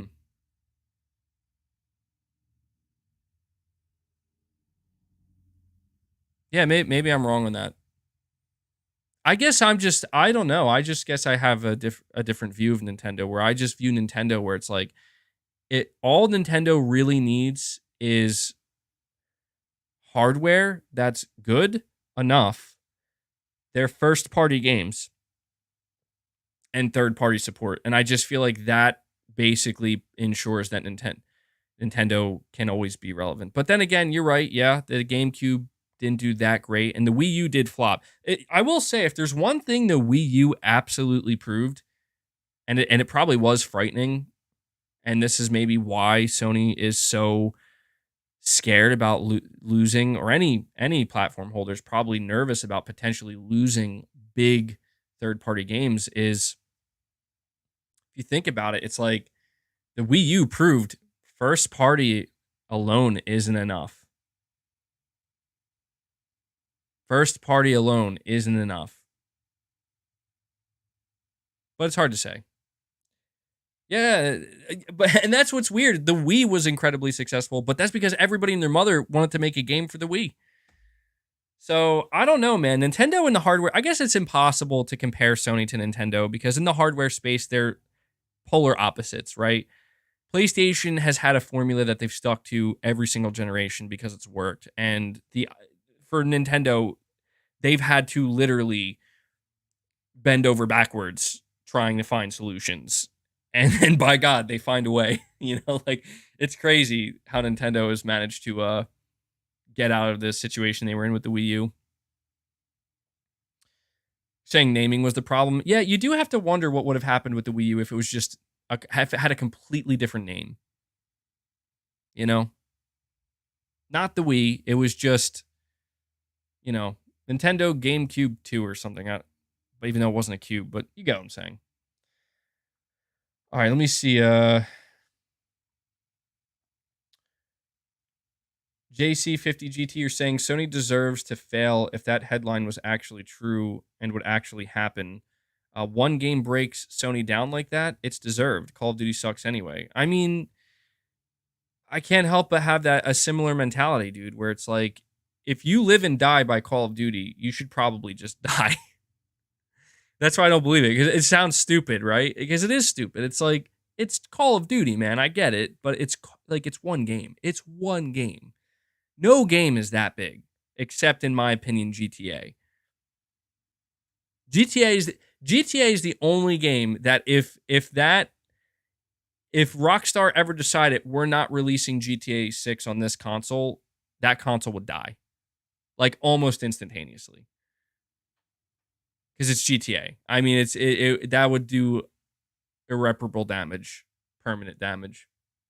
I think Call of Duty can and will do damage, but I don't think it's like a fatal wound. Not even close. You're saying it's Oathbreaker. You're saying it's literally the same thing, dude. I don't. I think your evaluation of that is wrong, man. Call of Duty and GTA are not the same. GTA, I don't know, man. GTA is gonna sell. GTA 6 is gonna sell more units in like a day than probably the next 3 or 4 Call of Duty games. I could be wrong, but I'm telling you, like, we're not. I know people might look back at the launch of GTA 5. I don't think people understand how much GTA as a brand has grown since the launch of GTA 5. It's going to be wild. Like, this is it's going to be fun to watch. It's going to be fun to watch what happens with GTA 6. It's freaky. It's kind of freaky. Imagine if GTA 6 failed though. Like imagine if like it came out and people were just like, this doesn't, like we waited all this time for this. It's just, that's the danger of GTA right now. Not to go on a side tangent here, but GTA is in a position where the pressure and the expectation is so high that, oh my god, it's so, people might not know it, but it's so easy for GTA 6 to fail. By fail, I don't mean like flop. It won't flop. I'm not talking sales. I mean like for people to basically be like, oh, so this is GTA 6. Okay. Like not saying people won't like it, but just that it's like, okay, like this is I feel like one of the reasons why GTA 3, Vice City, and San Andreas, the reason why like people were so high on those games was because they were kind of like back to back to back. You know what I mean? Like I feel like if GTA Vice City was the exact same game it was, but you had to wait like 5 years for it or 4 years, I don't know that people would have been I don't know. Maybe I'm wrong on that, but I just feel like because so much time has went by since you know, a new GTA game is released, it's just there's so much pressure. Yeah, I don't know, man. We'll see what happens. All right, let me see here. Josh Z again, thank you, man. You're saying just for a bit of levity, did you see the tongue in cheek tweets from AAA developers after the new Zelda gameplay trailer? The general consensus is, quote, damn it, Nintendo making us look bad again, end quote, LOL. I haven't seen that, but I I'll be honest, I haven't been paying too much attention to the new Zelda, but it seems like people are pretty high on it, Like, and I think that's to be expected. I feel like to me, the position that Zelda's in is in a kind of a similar position to where like Spider-Man is. Not comparing it to, I'm just saying it's like the hype is there, like automatically, and it would have to go out of its way, I think, to disappoint people. Like it would have to go well out of its way to do something wrong and screw up and leave people feeling disappointed. Because it's the next Zelda game, and actually, I think that same logic probably applies to GTA 6. I don't know. Maybe my assessment on GTA 6 is wrong, but that's the thing. People haven't been playing like there's no like Zelda online, right? There's a disconnect between there's a time gap between when people played the last Zelda game versus the new one that's coming out. I feel like GTA Online, I don't know. Sorry, I'm just thinking about all these different games and their place in the industry and how big they are and expectations. But yeah, Josh, I will say I for some reason I happen to see some people comparing Zelda and Horizon, the Burning Shores DLC, and I'm like, guys, come on, like what are we doing here? Just they both look fine, they both look good, Um, but yeah, it doesn't surprise me if some developers were basically saying that because I mean, a lot of Nintendo's games, man, they have a high bar. They have a high bar, I think, in the eyes of developers, no doubt about that. I think Zelda in particular is a high watermark. Magnum Gaming, you're saying, in my opinion, Jim knows that the deal will go through regardless, so he's doing as much as he can by applying major concessions. Microsoft has to end the dollar deal. Had to end the dollar deal. I think so too.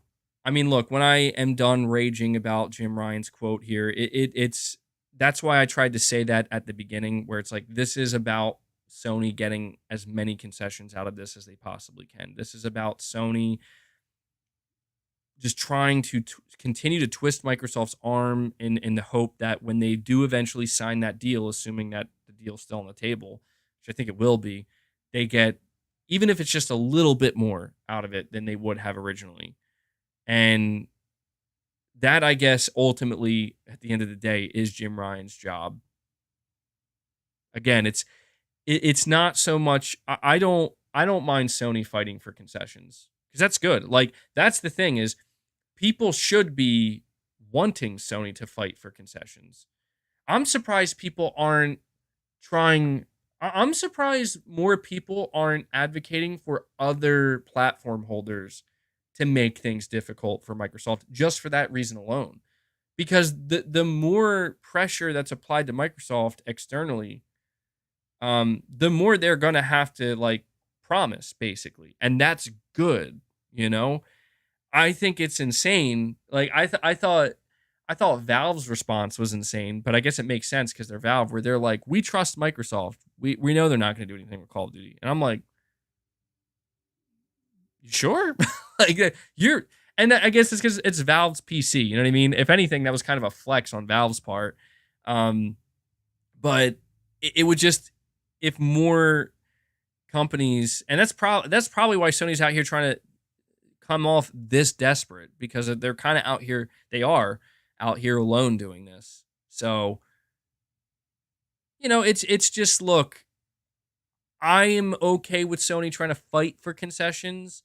I just wish they didn't have to stoop to a level like this to get those concessions to happen. You know what I mean?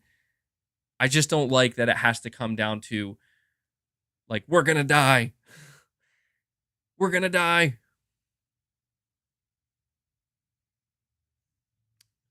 Subtext, you're saying just seeing this, Jim Ryan is really for selling himself for this, huh? That's shocking and kind of ridiculous argument, but business is business. Yep, that's true. Subtext, business is business, man. And that's I am going to try to end this stream on a more positive note this time, though. So I'll do the best I can to do that. Not forced positivity, but you'll see where I go with it. I mean, it's I've went there many times. All right, let me see. Devil 47, you're saying people should be worried about Microsoft touring. I think you meant, okay, people should be worried about Microsoft turning Call of Duty into Halo Infinite. Microsoft could tank the whole franchise. You know what's funny to me, dude? And I know how this is going to sound, but I don't care. It's just my opinion, it's how I feel. But I know some people are going to be like, how dare he? MBG, that fanboy. I have seen it when I'm on. I mean, the one thing Twitter's good for is I can see a lot of different opinions, like in rapid succession. It can be good and bad for that. But one of the things that I've noticed during this entire thing is, there's a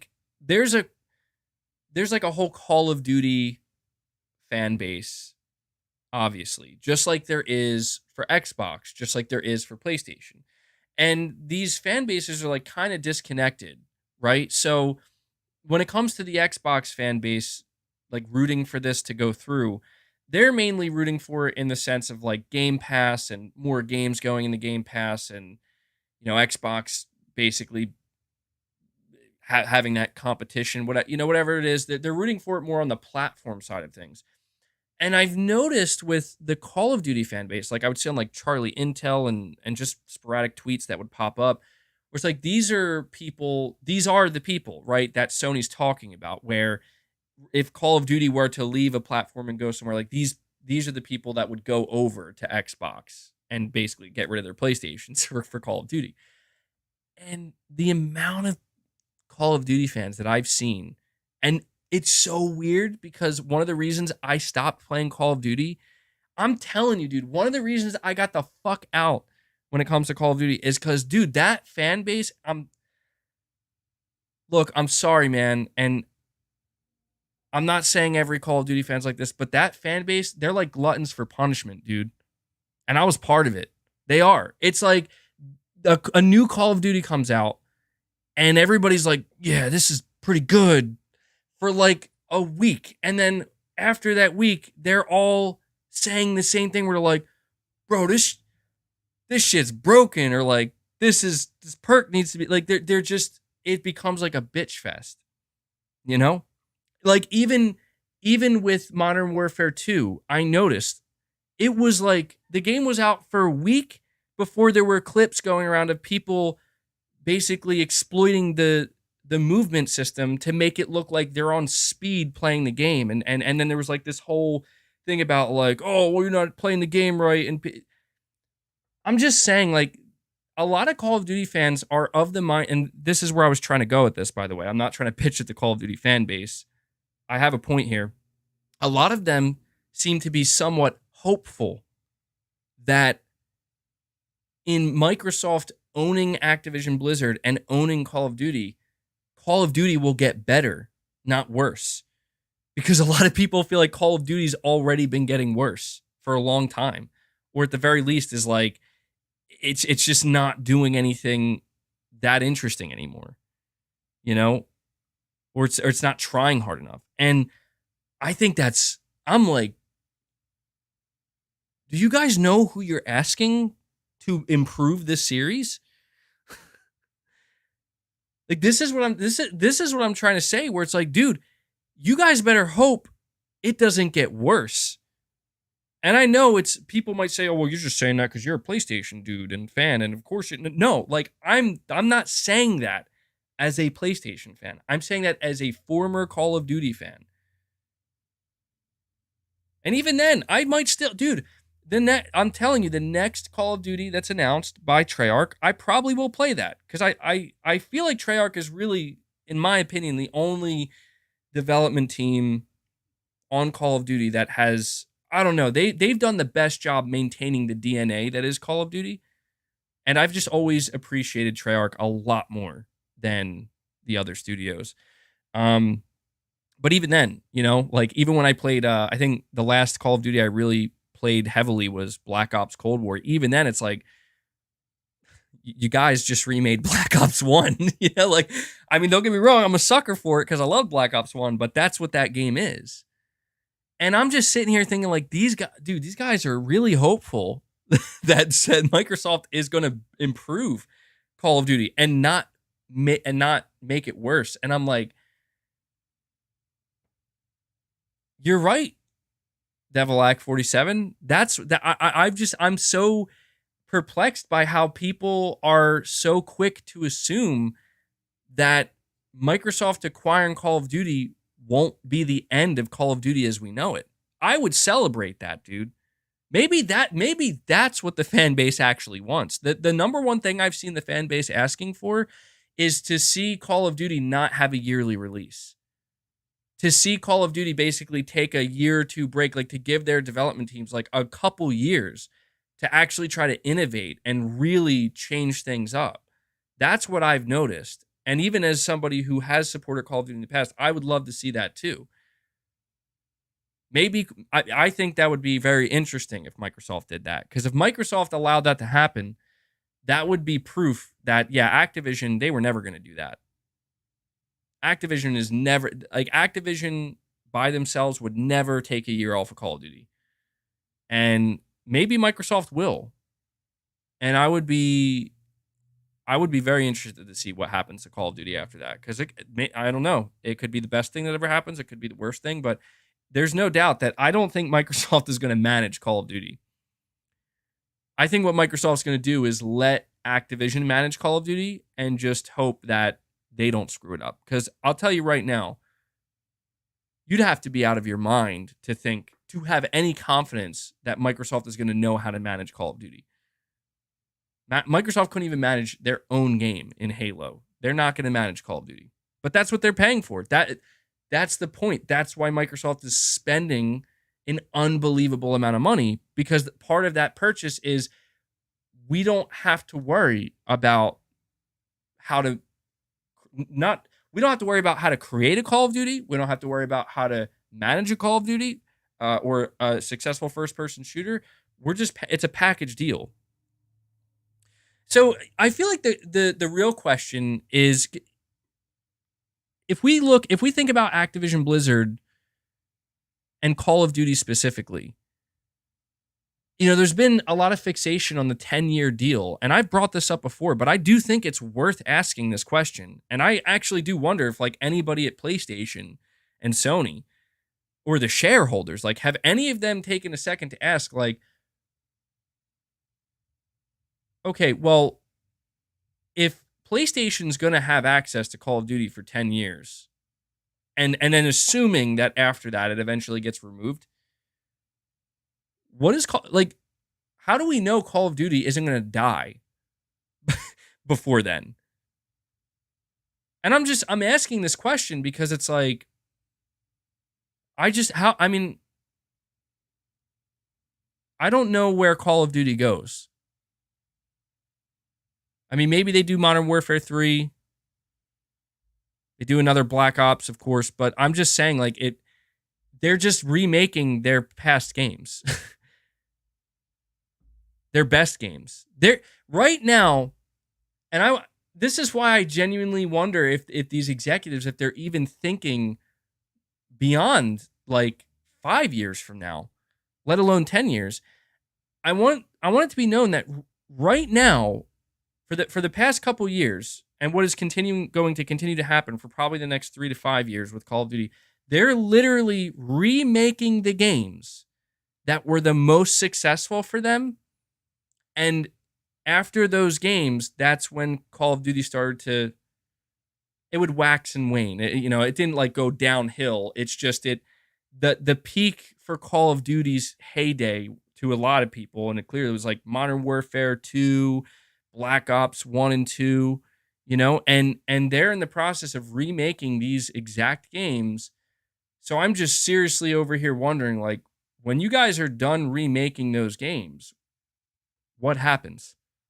What happens when you can't rely? Like, what are you going to make Modern Warfare 2, 3? Black Ops 1, 2? Like, you know what I mean? It's 1, 3? I don't know. It's crazy that no one seems to be considering this. No one seems to be considering that, like, just because Call of Duty is hugely successful and has been for a while does not mean it's immune to potential failure in the long run. And I guess maybe to business executives, maybe that's the part that gives them so much confidence, right?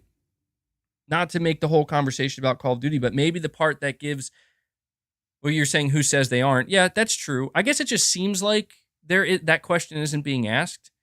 Because,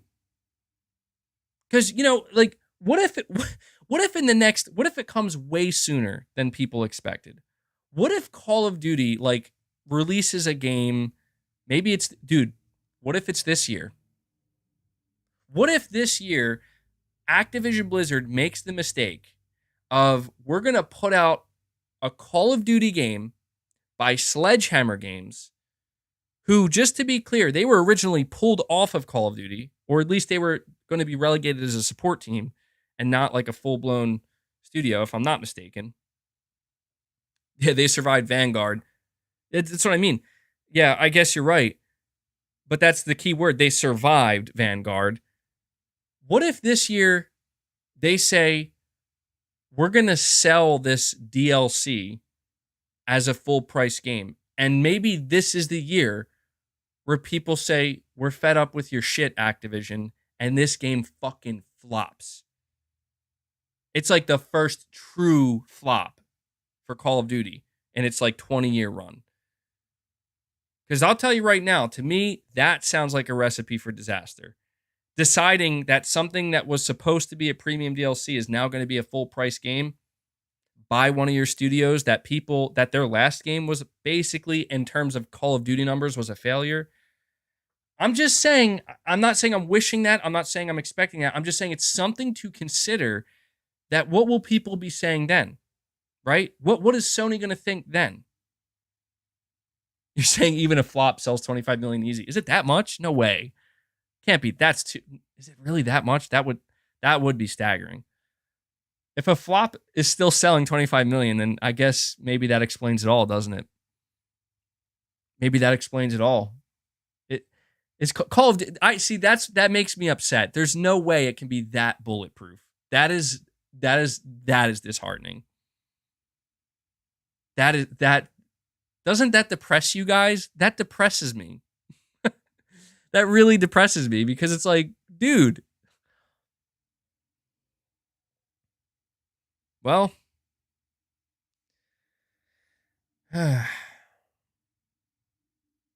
something wrong. If there's something wrong with the Call of Duty fan base, if that's true, bro, something is not right in the industry.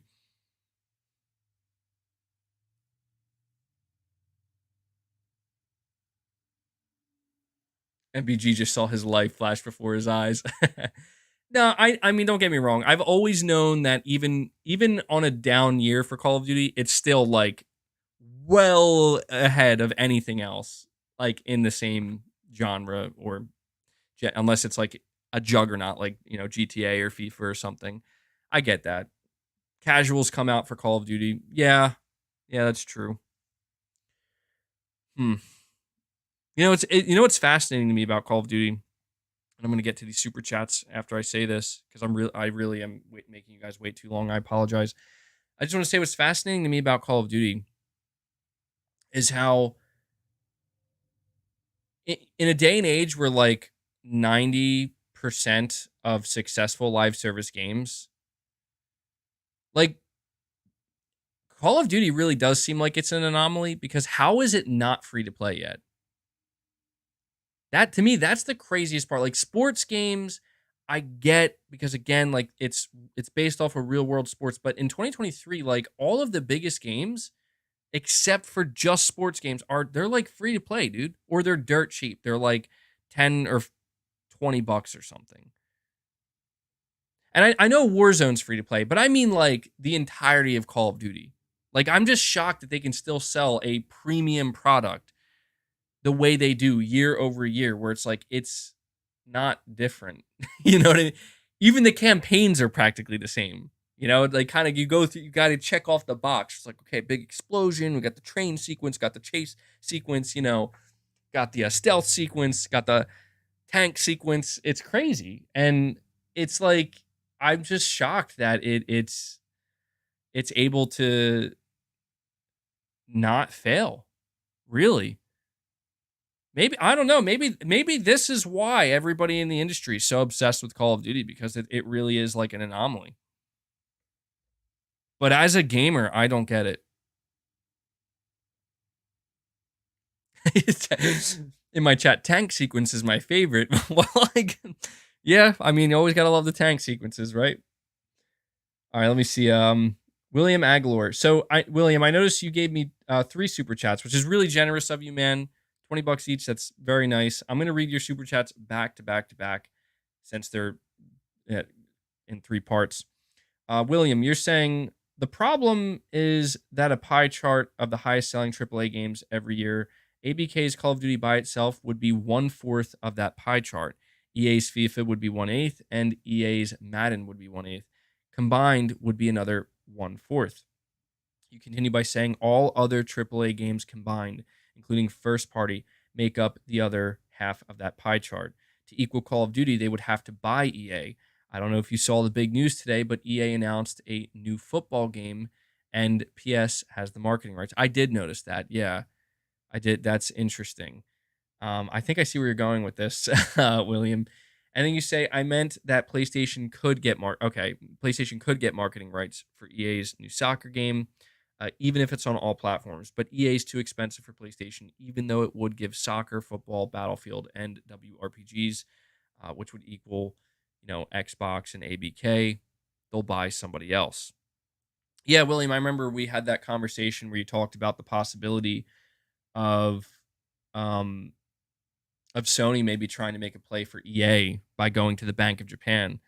Um, again, I don't know if you changed your stance on that, but I kind of feel like that's probably not going to happen. But I mean, look, I know I can't argue the numbers. I see, Kevin. You're saying it's not a new game; it's rebranded. Yeah, they basically lost the FIFA license, but I think it's because they felt like we don't need the FIFA license, and that's going to be interesting to see. I don't know, like how did EA's yearly soccer game do the numbers that it did because it's called FIFA or because it's EA's soccer game? Guess we're going to find out. But William, you're saying yes, they still can do that. Yeah, I don't know what the likelihood of it is, but after reading your super chats, William, I guess what I feel the need to say is that I know I can't argue with the numbers. I can't argue with the data. The numbers truly don't lie, and I know that. But that's where my frustration lies, because it's just knowing that if I was in charge and I, put on a suit every day, went to a business office, and I have to make decisions, I know for a fact that I would be looking at the numbers a lot, and I would be putting a lot of faith in those numbers in the sense that, again, the numbers don't lie. I would have to be less of a gamer, more of a businessman.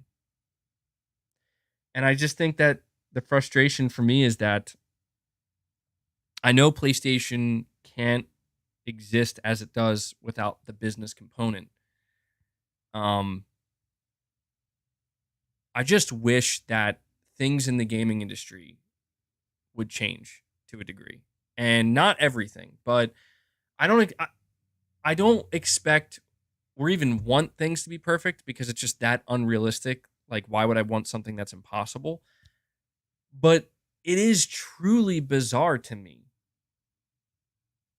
that people are willing, like clockwork, like it's their job to do it, to buy these games year in and year out. Like, when we get to a point where, like you say, when we look at the charts and we just see like, oh, they're the same games. I mean, I go on the PS5, and if you go to the PlayStation Store, they give you like the top 10 most played games, right?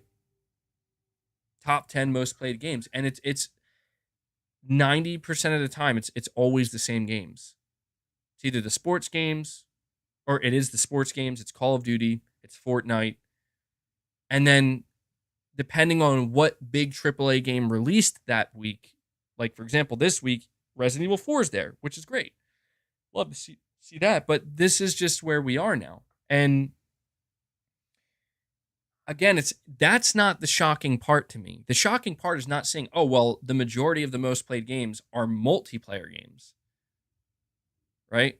That's not the shocking part. The shocking part is that at least half of those people are paying full price for every single year without fail. That is crazy, and Call of Duty is there.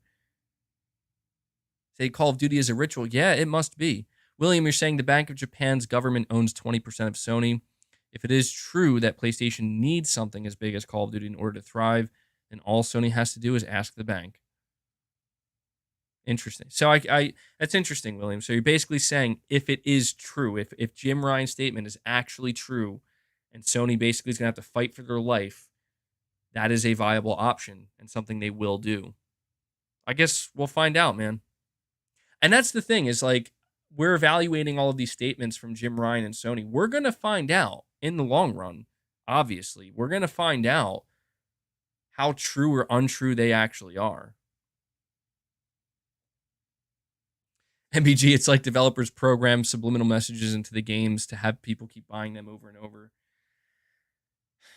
It's frustrating. It is frustrating to me, because it's like, I don't like to judge people, and I don't want to judge people. Like, I don't want to sit here and make it sound like, well, if you choose to play games in this way and play games in that way, then that's the wrong way or a lesser way to enjoy games. It's not so much that, but it's just, I have, at least with Call of Duty, I used to buy Madden many years ago. It's been a long time since I bought Madden, like many, many, many years, like well over a decade, I think. But I used to. And on top of that, I also, for a long time, have been that I was that person that would, like, I understand it because I experienced it. But I guess now that I'm out of it, I'm no longer being brainwashed with the subliminal messaging. No, but now that I'm out of it and I'm not partaking in it anymore, it's like, I actually look back and I'm like, how the hell did I just buy these games without even thinking about it? Like, how, you know what I mean? Like, I was just partaking in it, where it's like, this is just totally okay. Oh, new Call of Duty, I'm going to buy it. Dude, there were years where I bought Call of Duty where I was like, this fucking sucks, and I stopped playing it in like 2 weeks. And I basically just gave them my money. And it's shit like that. When I look back, I'm like, there has to be another way. Like, this is crazy.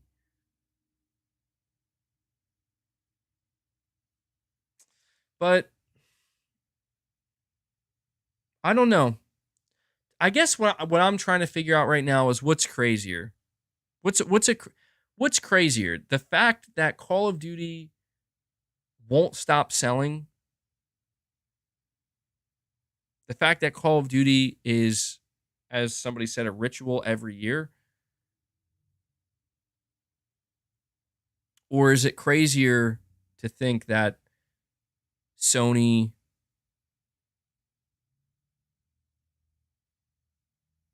couldn't make a Call of Duty competitor? I don't know.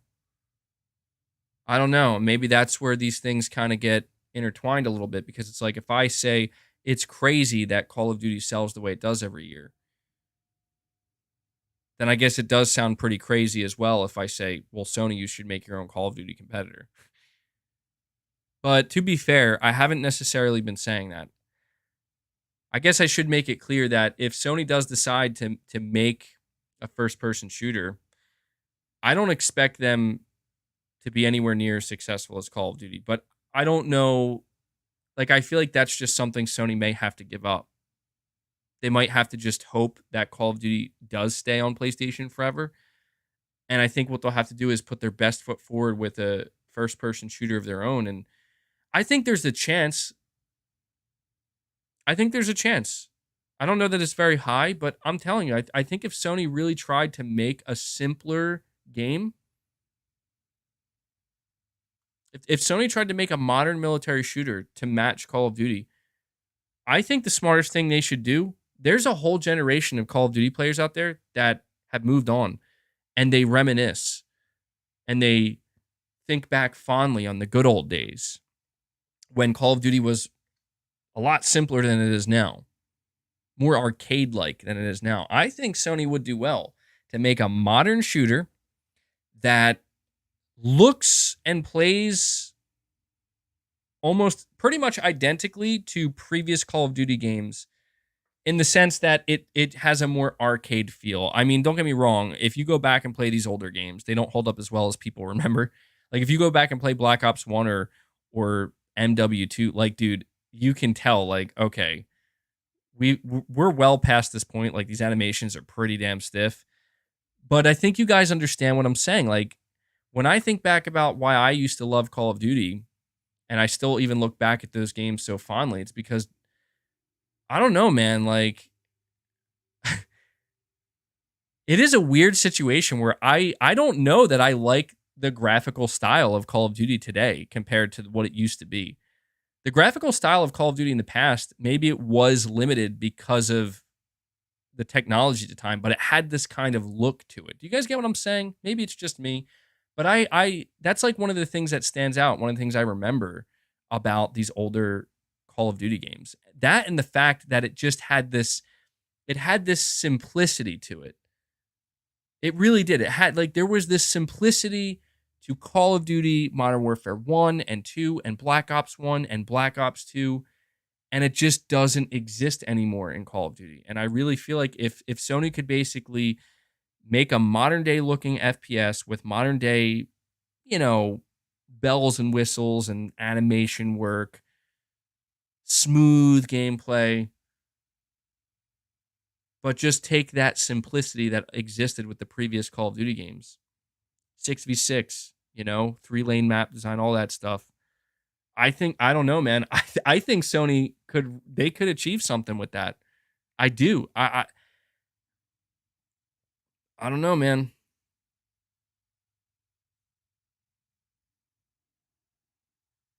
I mean, they could name this game Answer the Obligation or something.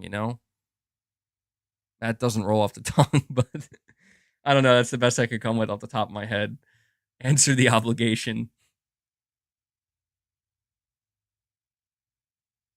Call of Duty. I don't know, man. Call of Duty. What a game. What a game. It's a gamble. I mean, it you know what the thing is though, is there has to be I feel like there are studios out there. Dude, Sony is partnered right now with Deviation Games. Deviation Games is made up of Call of Duty Black Ops veterans. Like you're talking about Sony right now has a PlayStation 5 exclusive in development that's being made by the people who made these exact games that I just described. Black Ops 1, Black Ops 2, maybe even Black Ops 3, World at War. These are the people that are working on this new PS5 exclusive. So it's like I genuinely am wondering, like, what are these guys working on? Like, could that be the game? I don't know, man. Unhappily, yeah. The name of the game will be Unhappily Drafted. Yeah, I don't know, man. I don't know if that's gonna have the staying power that the name Call of Duty does. Deviation Games is not guaranteed success. Call of Duty is. You're right about that. Again, I understand that there's risk in all this. I guess I'm just saying, like, I feel like Sony has been breaking records and making record profit. I don't know, man. I feel like Sony is able to take a couple risks. Like, let me put it to you this way. If Sony could take the risk during the PS3 days to make games like Resistance and Killzone during a time, and like MAG and SOCOM, they were taking these risks when they were actually on the cusp of like being dead. Like the PlayStation brand was on like practically on life support and needed to be revived. And they took the risk on all those games. It's true, it did cost less those days. That is true. But that's where I'm saying maybe Sony needs to consider scaling down a little bit. I know that Sony you can't make a AAA game for the same price today that you could back then. I get that. But I don't think Sony would have to approach a new first person shooter from one of their studios with the go big or go home mentality. Like they can start it off by being something more contained, something a little bit smaller. It doesn't have to match Call of Duty and like you got to have a, campaign, a full-blown campaign with famous actors in it. You got to make sure the production values are as high as they can possibly be. You got to have like the most robust multiplayer. You got to have a third game mode. It doesn't have to be all that. Because even, again, if you look at where Call of Duty started, it really didn't start there. It was much simpler. And I think Sony could effectively, like, look, I'll be honest with you. When I talk about PlayStation Studios and I constantly talk to you guys about like what do I love most about PlayStation, and we've had this conversation over and over and over again, specifically with stuff like this, with acquisitions. What do we always say? Well, look at how Sony has handled the studios that they have been working with and that they purchased really early on. What is Sony so good at? They're good at growing. They're good at growing the studios. They're good at facilitating this just, from humble beginnings to being one of the biggest and best at what they do in the industry. Why couldn't Sony do that with a shooter? And I know it takes time. I know it takes years. I know it takes investment. It takes money. But I'm just saying, it's like, dude, if this is where your back is, if your back's against the wall, where your competitor is buying the shooter that you relied on, this might be their only choice. That's what I'm trying to say. Like you're right. It takes time, dude. You got 10 years. That's a long time. That's a decade. If you sign that deal, you have 10 years. 10 years. Look at what Sony has done with the Horizon franchise. And Horizon came out in 2017. So it's been like 5-6 years, give or take, right? Like it hasn't been that long. And look at where they've gotten just the Horizon franchise.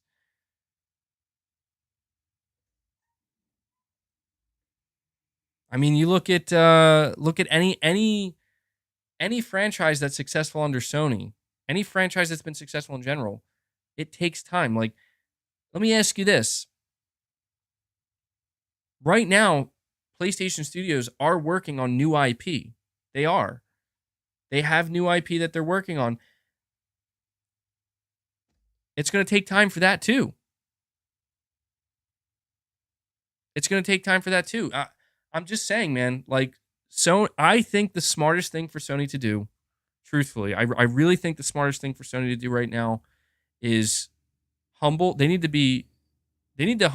to take a more humble stance in that you can be upset and frustrated and you can fight for the Call of Duty, but now Sony knows. Now they know. We listened or I listened earlier to people saying like no one could have seen this coming. No one could have seen the acquisition of Activision Blizzard. It came out of nowhere. Well, if that's true, now Sony knows. Now they know what can and likely will happen at some point. So what they should do is they should make the investment. When I say that they should be more humble, what I mean is I think that they should be willing to have a more humble beginning. Like, yes, Sony, if you try to make a Call of Duty competitor, it's not going to happen in a year. It's not going to happen in 5 years. But if you make the proper investment now, if you've proven already, you have proved that you are willing to grow your studios that you purchased earlier on, you can still do that. And you can do that with a first-person shooter franchise. The chances of you making a game that ultimately is as successful as Call of Duty, probably not going to happen. 99% chance that's not going to happen. But you know what? You can still have a big shooter that's successful on PlayStation. And I'll tell you right now, to the PlayStation fan base, that's what will matter. Not everybody. Yes, you will. If Call of Duty eventually goes exclusive, you will lose players. Obviously. But I promise, if you have a solid, what could one day be a must-play shooter exclusive to your platform, that could ultimately be what saves you in this area. I'm just saying, man, like a lot of people who come on my channel and I, we talk about it.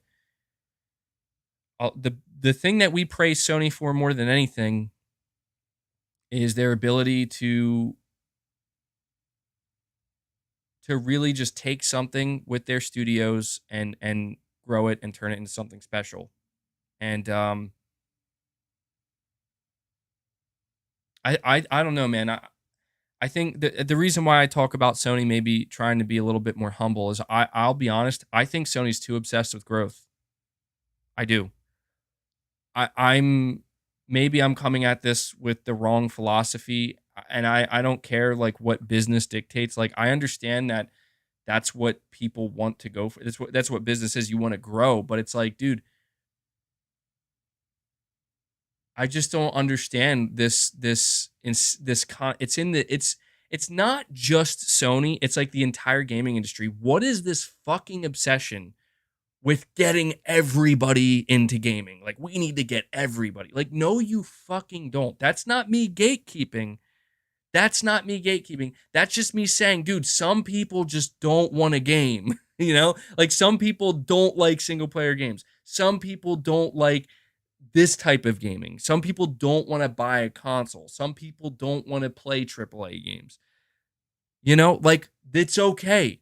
It's okay. We don't need everybody here. This is what drives me insane about companies and how they experience growth, they get bigger, and it's like I'm happy that a new audience has been exposed to The Last of Us through the Last of Us TV show, and that TV show is amazing, but dude, it doesn't hold a candle to the game. Do you know why? Because a show can't replicate the experience of playing that game. And so maybe a certain amount of people, probably a smaller percentage than you would think, a certain amount of people tune into that show and they're like, oh, maybe I'll play the game. And that's fine. But stuff like that, I don't have a problem with. The stuff that I have a problem with is where it's like, I don't know, man.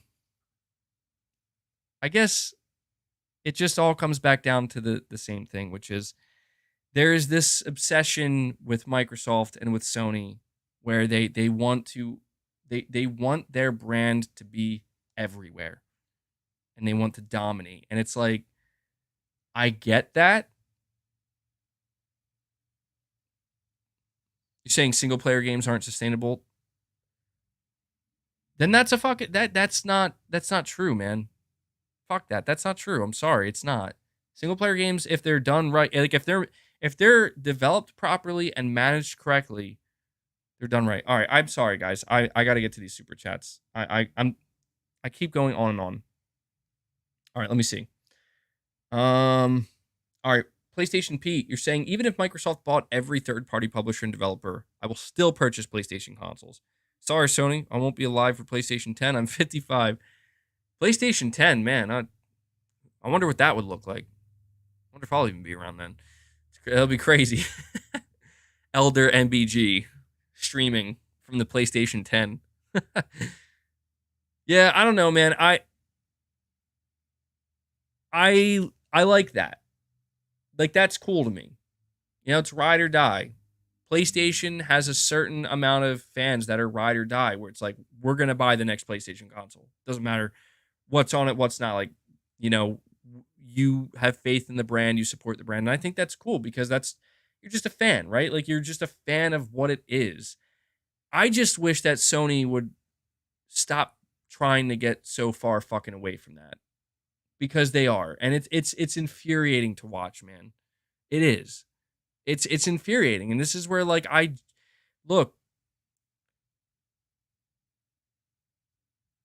a couple months from now, this like the entire tone could be completely reversed. Completely reversed, right? Like, Sony could put on a showcase and it could be the best fucking showcase we ever see. They show the best games ever. And it's like, it turns out all of this was just it was just a strategic, weird decision in Sony trying to fight this, but we get PlayStation back, right? Like, we get the PlayStation that we cheer for, that we want back in the best way possible. I hope that's what happens, but I have been following Jim Ryan ever since he took over PlayStation, and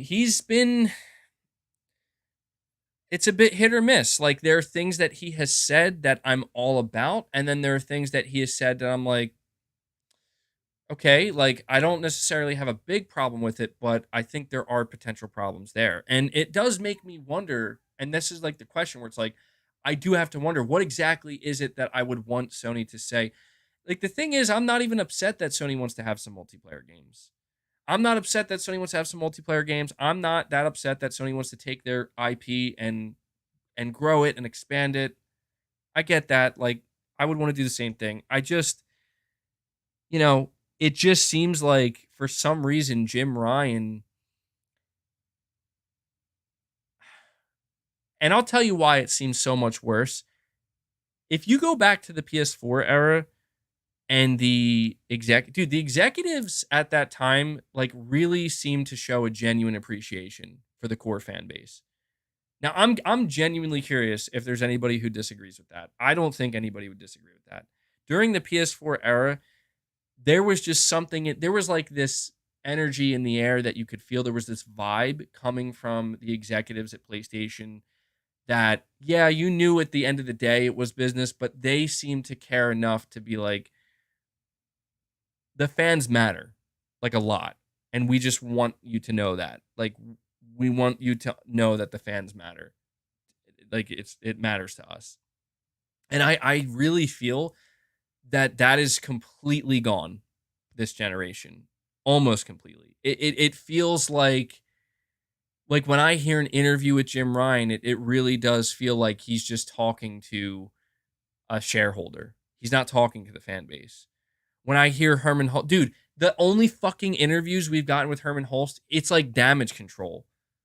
Or not even damage control, but it's like he's trying to, like, the last interview we got with Herman Hulst, he's like, yeah, we're going to start releasing our multiplayer games day and date, but our single player games at least 1 year. And then the year prior to that, the last interview we got with Herman Hulst was, well, we're not just going to dive in and put all our games on the PC. It's so fucking obvious that they're treating the core fan base as like, like, we have to be pacified and like they're like the, we're trying to appeal to like most of these people over here, and then we got like the core fan base, so we got to be really careful how we navigate this because we're gonna piss them off. It's like, dude,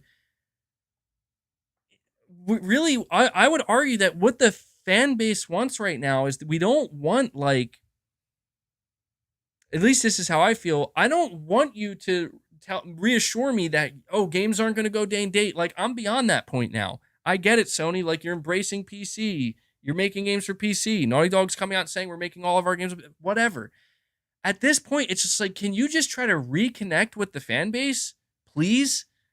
Like, can you just stop with the fucking blog posts? It's insane.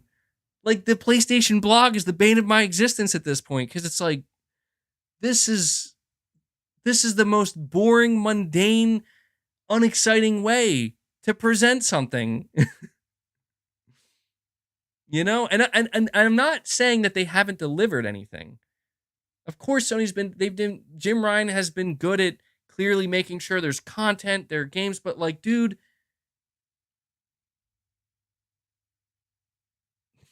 it's not all amazing. Not all of it. Even me. You remember, not to rehash it, but The Last of Us Part 1. It's like, dude, $70? Yeah, I caved, but it's one of my favorite games. But even I'm over here being like, this, guys, some of it's been frustrating, man. And I guess I'm just, what it comes down to is I don't expect perfection from Sony. I don't expect perfection from PlayStation. I understand it's a business. I understand they're going to make business decisions. The thing that I expect, though, is if you're going to make these decisions and you're going to come out here and say and do these things, can you at least try to, like, give the fan base something to latch onto while you're doing that? So, like, that's not the only thing that's happening. And somebody, oh, well, and I'll probably make a video talking about it. And I think it's cool. Like, we just got the update for God of War Ragnarok. But it's like,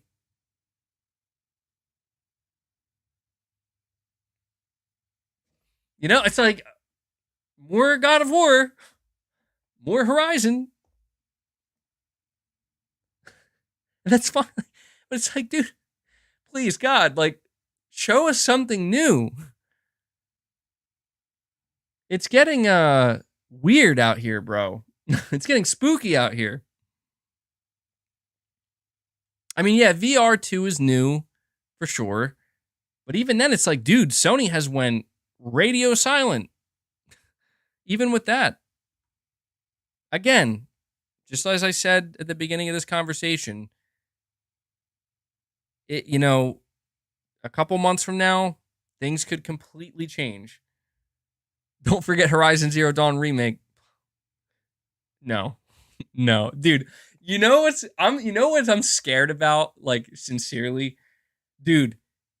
We're gonna get the announcement of the next PlayStation showcase. I'm scared, bro. This is where I do get nervous and I start to wonder, like, Sony, what are you doing? We're gonna get the announcement of Horizon Zero Dawn remake and the Fortnite-looking Horizon multiplayer game. I think the Horizon multiplayer game has potential, but we did have it confirmed through leak. It's 100% Fortnite graphics aesthetic. And I'm just like,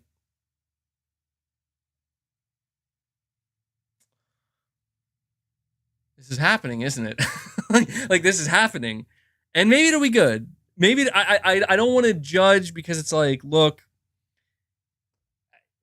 it's hard not to feel a certain way, though. It's hard not to feel a certain way. I don't know, man. Yeah, true. I guess the Horizon, it's not going to be a remake. It'll be a remaster. Buck, you're saying Sony has good lawyers that could have gotten a sweet Call of Duty deal. Ryan got emotional when he said, quote, block your merger, end quote, and he lost. Now Sony's facing regulatory scrutiny. Sony, you an industry question, Ryan. Man, Buck is really putting Jim Ryan on the hot seat. Buck is very skeptical of Jim. That's fair. I think it's fair, dude. It's fair. Because you know what the reality is? Sony put their fan base in this position. Sony put their fan base in this position where we have to argue with one another. And trust me, I see it myself. We have to argue, like, is Jim the right guy? Is he doing the right thing? And it's like the fans that I see that support Jim, a lot of them, were saying things like, "Oh, well, he's doing what he's supposed to do. He's doing his job." He says, "Leave Jim alone." But this is where it's like, we have put Phil Spencer on the hot seat many a times, right? Justifiably so, I think. We got to do the same with Jim, too, right? We got to ask him, like we got to ask some questions like, Jim, dude, like, could you imagine if Phil Spencer said something like this about Xbox? I want all the diehard PlayStation fans in my chat right now. Be honest. Be honest. How would you, like, he'd get fucking annihilated. Torn to shreds. You're saying, but he did say that about Game Pass being great.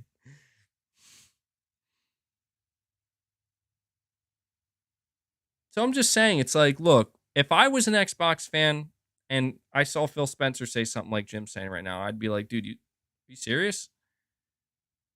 That was me back in like 2016 with Xbox. You serious? Like that was the big question of the day with Xbox. You serious? And it just sucks. Like, I didn't think that I would have to be asking the same question with Sony right now. Like, Sony, are you serious? Now, I do want to acknowledge I've had this up the entire time. I say, so, the article says Sony calls UK regulators' reverse stance on Microsoft's Activision deal surprising and irrational. I mean, that's not that bad.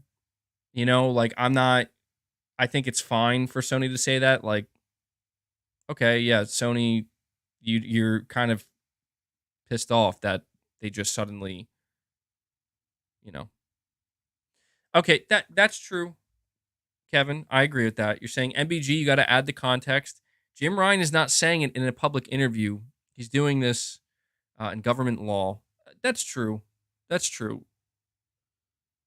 But I feel like that, I'll be honest, it's like, that's kind of what makes it a little bit sadder. Like, it would definitely be worse if Jim Ryan said some shit like this in an interview, no doubt.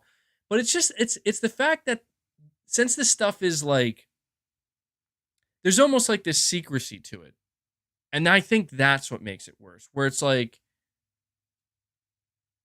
so this really is how Sony feels, right? Like, so this is the truth. Like, this is actually how Jim Ryan and Sony feel. And I don't know, just he's saying this more for appeals and such.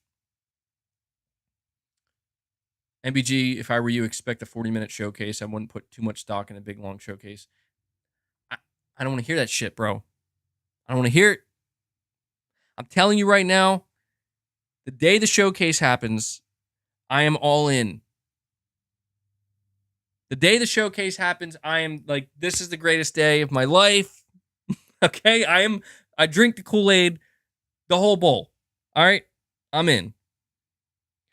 But when the dust settles, all right, and the high wears off, I'm going to have to really evaluate that showcase to determine, did Sony still fucking hold back? Because it has to be good, man. It has to be a banger showcase.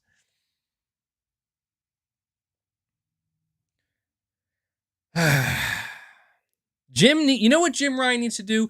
Jim Ryan needs to get our men Herman Holst and Shuhei Yoshida to come out here and do some damage control. That's what we need. That's what we need. All right, let me see. NATO H, you're saying the bigger picture is that they are protecting their business interests. They'll take a hit if they lose Call of Duty, but it's a bit unrealistic to say that they make an. It's a bit unrealistic to say that they would make an adequate competitor.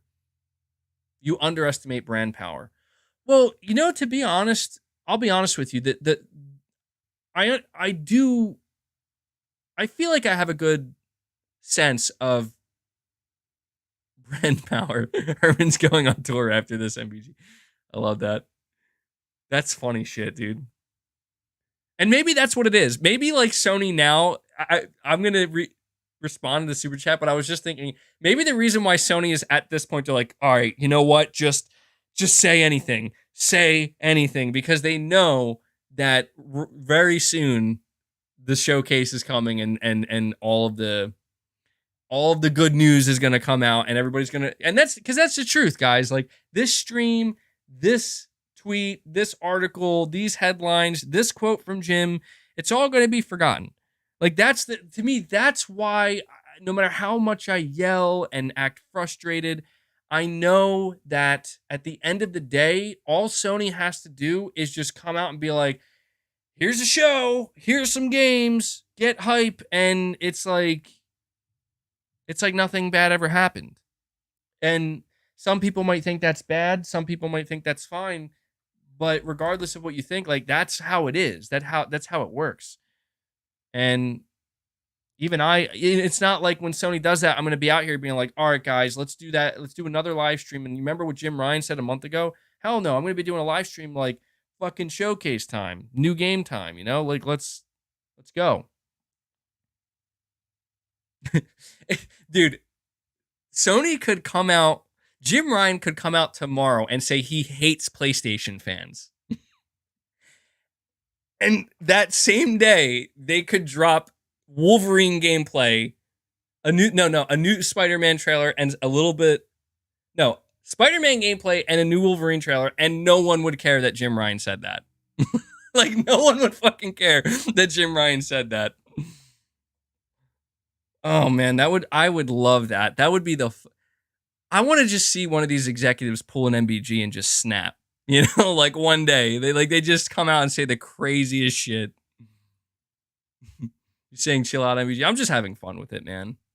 I mean, look, I'm past the 2.5 hour mark, so I don't have my third cup of coffee like I normally do on my podcast days, so I'm a little bit out of it. But that would be the funniest thing ever.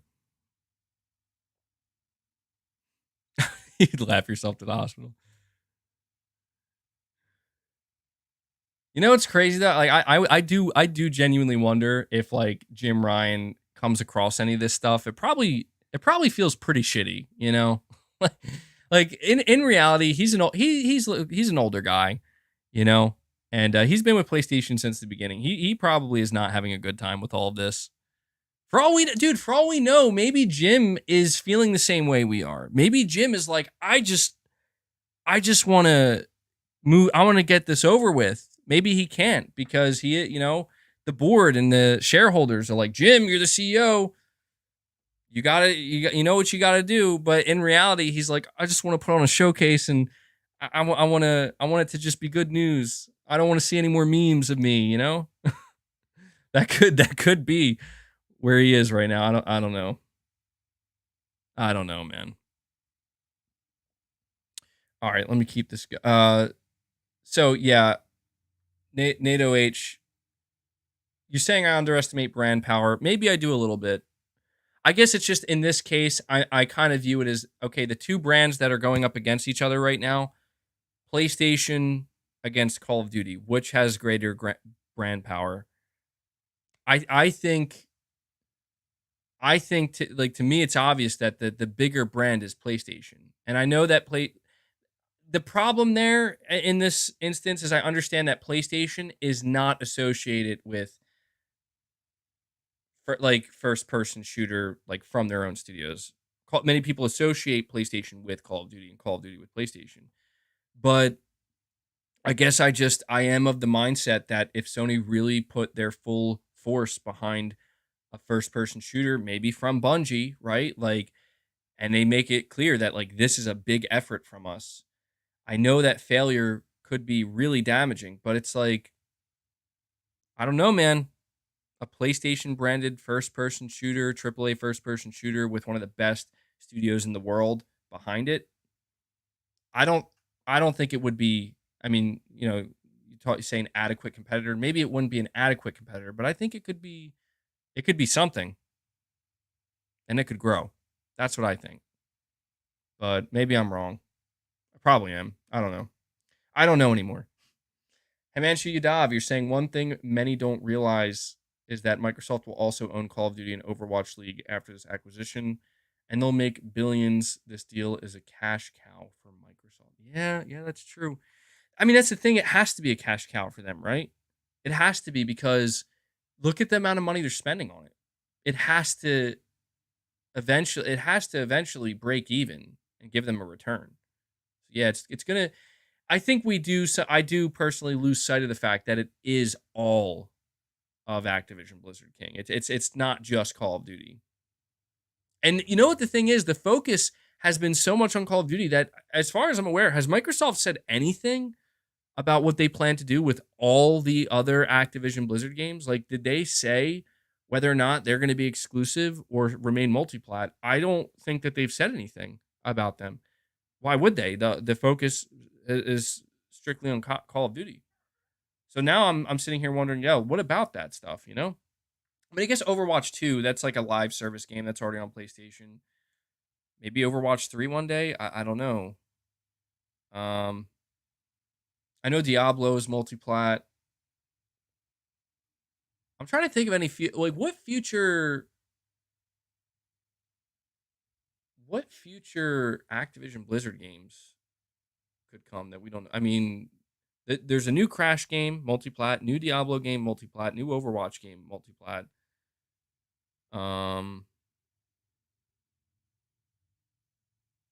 Yeah, Spyro we don't know about yet. Sekiro, Tony Hawk. I don't. To be honest, it seems like they're not doing anything with Tony Hawk. That's interesting. A lot of their big hitter games are already like they're coming out on PlayStation. So wouldn't it be funny if like Sony did all this for nothing? That would be pretty funny to me. Like, what if Microsoft truly is like, dude, we are not taking Call of Duty off of PlayStation ever. Like, we're just not.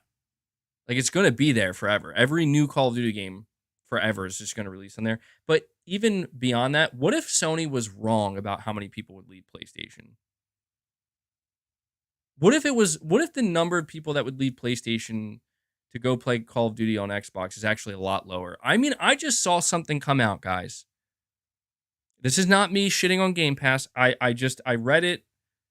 Maybe there's truth to it, maybe there's not. But I saw that apparently there was a job listing or some there was a developer at Microsoft. Now I'll have to maybe look deeper into it. We can talk about it more on the podcast potentially. But they seem to have accidentally revealed that Game Pass is at 25 million subscribers and like 15 million of those subscribers are on PC and only 10 million are on console. And I saw this like floating around and I'm like, that's not very good. Like that's just straight up not very good. Considering how long Game Pass has been out, I don't think that's very good. And the $1 deal and everything. So I'm just like I can't help but question if all this shit's gonna work out the way both Microsoft and Sony seem to think it's gonna work out.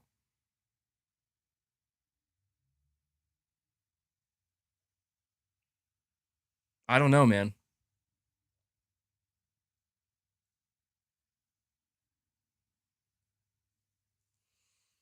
Hmm. The craziest thing about that to me, if that statistic is true about Game Pass, the thing that's truly crazy to me is how PlayStation Plus can still be this far ahead of it. That's the fucking crazy part to me. Is PlayStation if it's true that Game Pass is only at like 25 million, it is shocking to me to think that PS Plus is nearly double that. You're saying coping with more misinformation. Is it? I don't know. Look, take what I just said with a grain of salt. It might be wrong. I'm gonna have to look into it. Maybe I'll try to look into it before the stream is over. All right, Kevin Reavers, you're saying Sony is already doing what you're mentioning. They just haven't revealed it.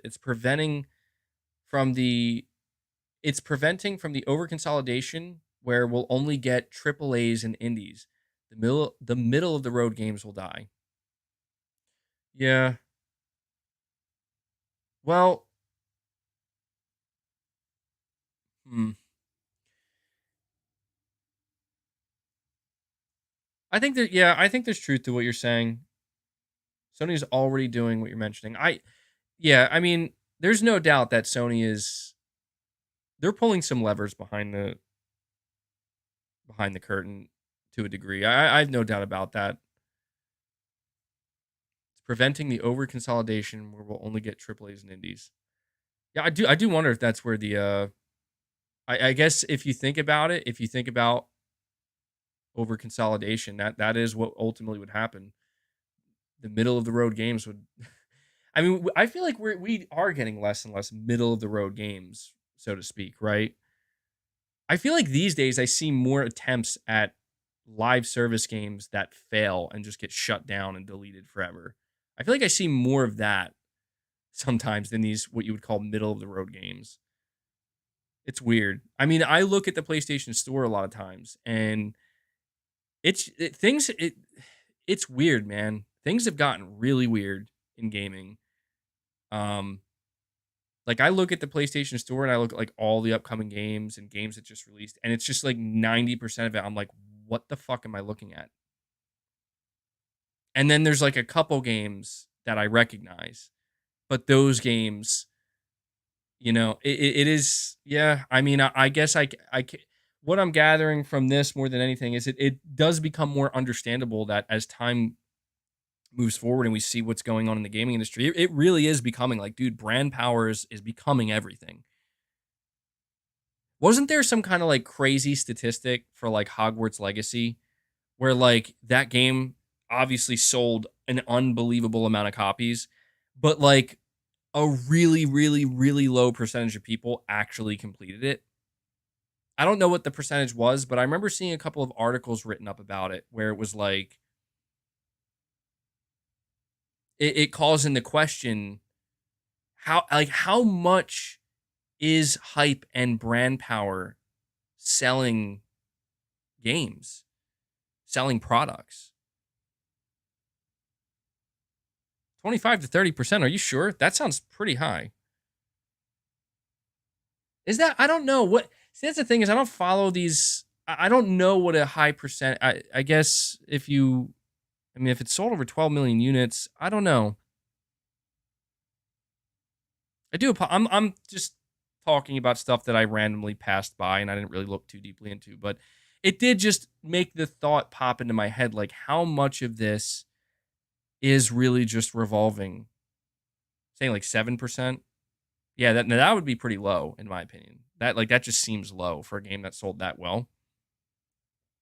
It just makes me question how much of this stuff really is just it's about brand power. It's about people just buying because of the name, you know? Seems like it's becoming more important. Buck, you're saying Jim Ryan pulled Cyberpunk from the store, made Epic pay for crossplay, pissed off Bobby Kotick, forced Microsoft to partner with Nintendo, Nvidia. How is that good, MBG?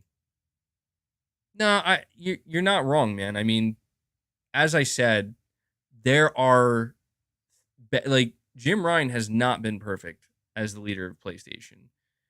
And if anything, I think with Jim Ryan, he has proven over the years that he is willing to just do things that really are about protecting Sony's interests and PlayStation's interests. And yeah, that is important to point out that Sony was the one that was not for crossplay. Sony Sony did pull Cyberpunk from the PlayStation Store to then release a disastrous Last of Us PC port. It forced Microsoft to partner with Nintendo, Nvidia. I mean, I think that's good. Like, I'll be honest, I think that part's kind of good. Like these contracts that Microsoft is handing out, I think they're good. Like some people were even questioning if a Nintendo version of Call of Duty was even going to be considered if there wasn't pressure under Microsoft or scrutiny. But I get what you're saying, Buck. I'm in agreement with you. Like, dude, I'm not the person that will sit here and say Jim Ryan's been perfect and he shouldn't be questioned and he should just remain the leader of PlayStation. I think with Jim Ryan, I'm about giving credit where it's due. He's done a great job with the PS5. He's done a great job with PlayStation Studios with the games. I think he's done a great job by appointing Herman Holst as the leader of PlayStation Studios. I think there are other areas he has not been so great. I think when it comes to PR and you know the marketing, I think he's been making a mistake by trying to be quiet, by you know focus. Like I think Jim Ryan is too publicly focused on the bottom line. That is his job, but I really think he would do well to try to hey man, like, did you fire all of the PR people that worked there during the PS4 era? Because if so, you might want to give him a call and bring him back and ask him to help you out a little bit. Because their PR team blows, dude. Like it just to me, it just seems like I feel like Jim Ryan, the biggest mistake he may be making with PlayStation is he does come off as like this kind of person to me, which I don't think is a bad thing, but I think it maybe is for the PlayStation brand. He comes off to me as the type of person where like he doesn't give a shit what people think. Like he doesn't give a shit what how what the internet's saying, what the headlines are. He doesn't give a shit about PR basically. And you're saying, yeah, they did consolidate to a global team. I just think if it all comes down to Jim Ryan being the leader and him making the decisions at the end of the day, well, I will tell you one thing. That's true. Sony, at least on the gaming front, the video game front, maybe not the hardware front, a lot less has been leaking. But I just think he comes off to me as the type of person where it's like, dude, I think when he said we're gonna let the games do the talking, I mean, at that time, a lot of PlayStation fans gravitated towards that quote that he said because we're like, yeah, that'll show them, and it did, and they showed the games, and like, this is awesome. But what we didn't consider, at least I didn't consider, is when he said that, he literally meant like going forward, the games are gonna do the talking, like not us, like we're not really gonna talk that much. Maybe a couple blog posts, and I don't think anybody I didn't take it that way, I didn't interpret it that way, but I think that really is like the Jim Ryan effect of just when we have a show to put on, we'll put it on. If we don't have a show, we're not going to put it on and we're not going to tell you why. We're not going to talk to you about it. When we have a game that we're ready to market, we'll market it. Till then, silence. If we want to say something, we'll tell you through the blog post. You know? And I think it has its pros and its cons. I do. I think it has its pros and its cons, but I think the cons are glaring right now. I think right now the downside of that approach is sticking out like a sore thumb, unfortunately. Josh, you're saying, I enjoyed your PSVR 2 topic on Press X, but that article you were referencing is disingenuous from Bloomberg. Sony manufactured 2 million for launch. It's not what they expected to sell. 2 million. They did not expect to sell 2 million in a month, but we all know 428. Well, okay, yeah, that you know what? To be honest, I think I did get that wrong because, like, when I thought about that after my podcast, I was like, 2 million. I was like 2 million in a quarter. Like, I don't that that just sounded unrealistic to me. You know why? You know it kind of hit me, and you're right, Josh, is that I didn't think about, dude. PSVR 1 in total sold 5 million. 5 million. There's no chance PSVR 2 sells nearly half that in a month. No way, no chance. So yeah, you are right about that. And I just saw another. I don't know. I'm gonna cover this on a video that I'm gonna make, or we'll talk about it on the upcoming podcast. I did see that apparently,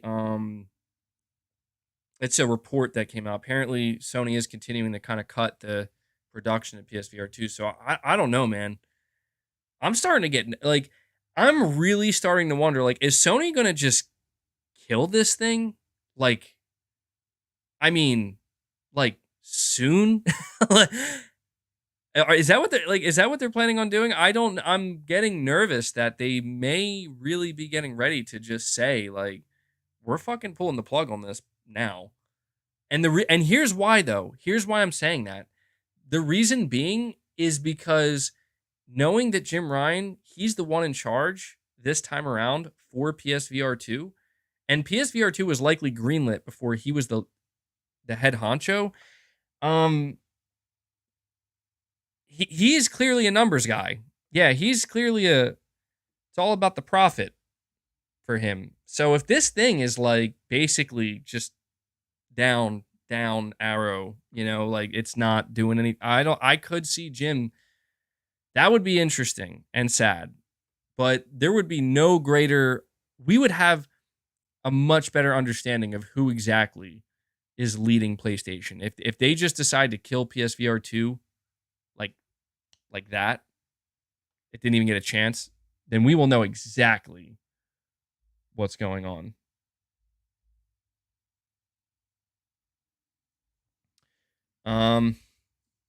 But yeah, we'll see what happens, Josh. We'll see. It is too early to tell. And I'm glad you enjoyed the topic. Tom from Toonami, you're saying Sony isn't getting anything more than the 10-year deal. Regulators have said they only care about cloud now. So Microsoft isn't going to offer anything anymore. I hope not. If that, dude, I will tell you right now, if that is true, I don't believe that for a second. I don't believe that. Because here's the thing. People have said that if Microsoft is able to get the Activision deal to go through, then the floodgates open and Microsoft can continue to buy more. And Microsoft has said they want to continue to buy more. If Microsoft doesn't still allow Sony to sign that 10-year contract, that will effectively make it impossible for them to do anything more.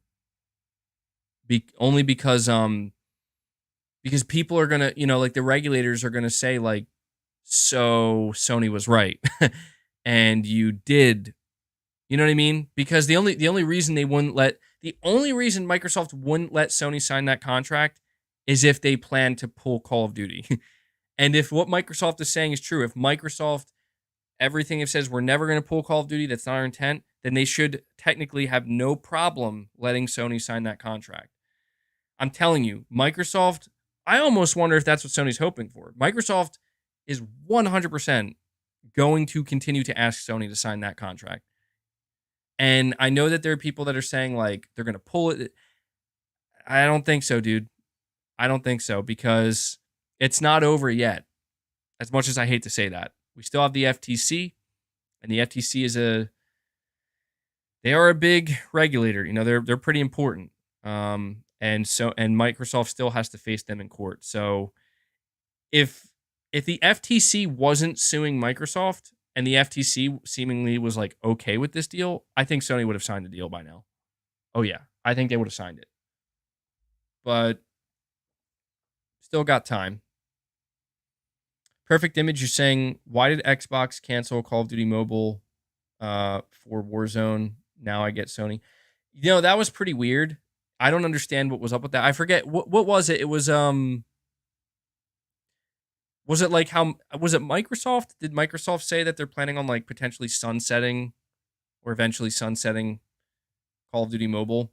And then Activision was like, no, it's we're sticking with it in the long run. I mean, there's already some weird miscommunication going on there. So I'm not sure, man. I'm not sure, Perfect Image. I don't know why they would cancel it, but I noticed more of these mobile games are getting canceled. Apex Legends Mobile was shut down, if I'm not mistaken, right? And Battlefield Mobile was canceled. Sony is now trying to get their own mobile games in development. Maybe that's a mistake. I don't know. Time will tell. Brendan Martin, you're saying we need competition in the industry. Sony needs to bring back Killzone, SOCOM, Resistance. Plus, MLB The Show is on every console. They didn't downgrade it. Well, Sony didn't. That's correct. So I think presumably Microsoft wouldn't either. But I agree. That's, again, to me, that's the more positive thing with all of this is that in the end, I think that no matter what happens, this is going to twist Sony's arm and force them to be even more competitive. And as a fan, I'm okay with that. Like, dude, I'll tell you right now, if Sony greenlights Killzone or SOCOM or Resistance, that will be thanks to Microsoft. I have no doubt about that. And I'm okay with that. I would love to see that. Those games, I think, at least one of them, in my opinion that it would be cool to see SOCOM. I would like to see them come back at just one of them. Perfect Image, you're saying, I used to be a COD fan, not after pay to win. Yeah, I mean, I remember Call of Duty did the whole loot box thing as well, and that was annoying as hell. Yeah, that was pay to, yeah, I don't know if it's still pay to win, dude. Maybe it is, maybe it isn't. I'm not familiar enough. I know that they did like the whole battle pass thing. Buck, you're saying Microsoft taking Call of Duty every 2 years, uh, with Sony $200 million off year. Hmm. I think basically I think what you're saying is that if I think what you're trying to say, Buck, if I'm reading this correctly, is that if Microsoft decided to um basically only release a Call of Duty game, like not yearly but every 2 years, Sony would lose just like right off the bat $250 million or something like that. I don't know if I'm reading that correctly, but that's what I'm gathering from it. Unintended Studios, you're saying Sony should sink the money into Firewall to be AAA for both VR and non-VR players. A crossplay function could really add hype for PSVR 2 as a bonus. I agree. That would be really cool. That would be really cool because Firewall does look really good, and that could potentially. The thing is, I don't know if that would be doable though, because based off of what I can tell when looking at Firewall, I mean that really is like custom made for PSVR 2. I don't know that that game would be able to just be made into a proper PS5 game. I could be wrong about that, but when I look at the actual gameplay, it looks like it is from the ground up. Like this is a VR game, you know? And if you tried to play this on 2D screen, it just wouldn't work. But the Firewall IP, yeah, I don't know, man. That it might have some potential. Sony might want to talk to those guys, maybe about making a type of PS5 AAA Firewall game. That'd be really cool. Top Shot, you're saying Jim Ryan has no faith in first parties in PlayStation. The PlayStation base is a bandwagon for Call of Duty. His remarks insult developers and fans. I agree. You know what's shocking to me about this, Top Shot, is like, dude, Sony's a Japanese company. Like, maybe I'm mistaken with this, but I feel like Japanese companies are known to have like a bit more, to be a bit more prideful, you know, and kind of have that type of like honor. And I do agree, man, that like even if what Jim Ryan is saying is not true and it's just an attempt to desperately convince a regulator, um, it it does feel like, I don't know, man. It's not good. It doesn't make. I mean, you're saying it insults PlayStation, their first party developers and the fans. I mean, yeah, that's kind of why I got pissed off earlier, dude.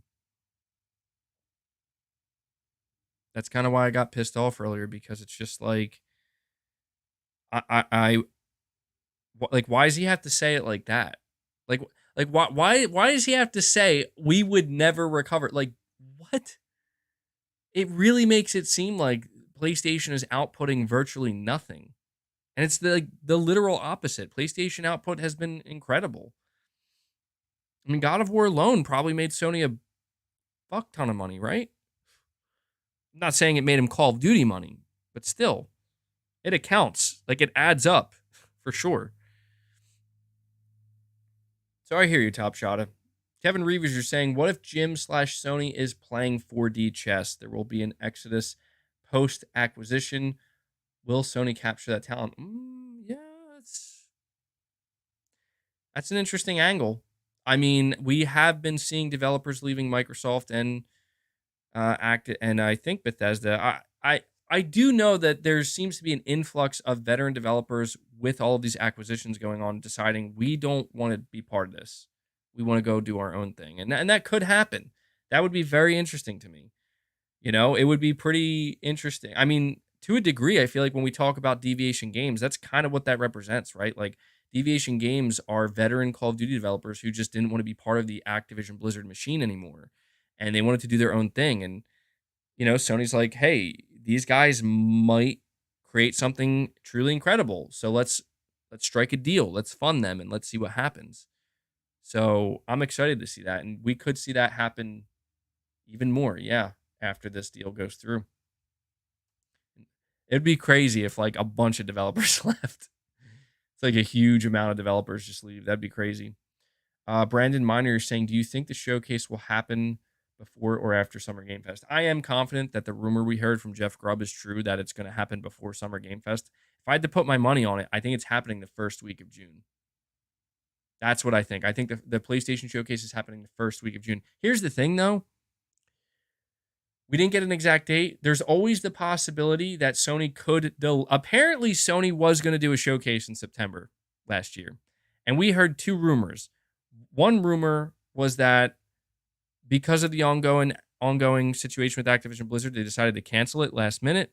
The other rumor is that they wanted to do a showcase, but they didn't have enough to show, or their developers weren't ready to show off their stuff yet, so they had to cancel it. But either way, like we have to keep in mind that Sony could change their plans. I think it would be suicidal practically at that point. Like I cannot imagine going through the summer, like June. I can't imagine going through June without a fucking Sony show. I would lose my mind.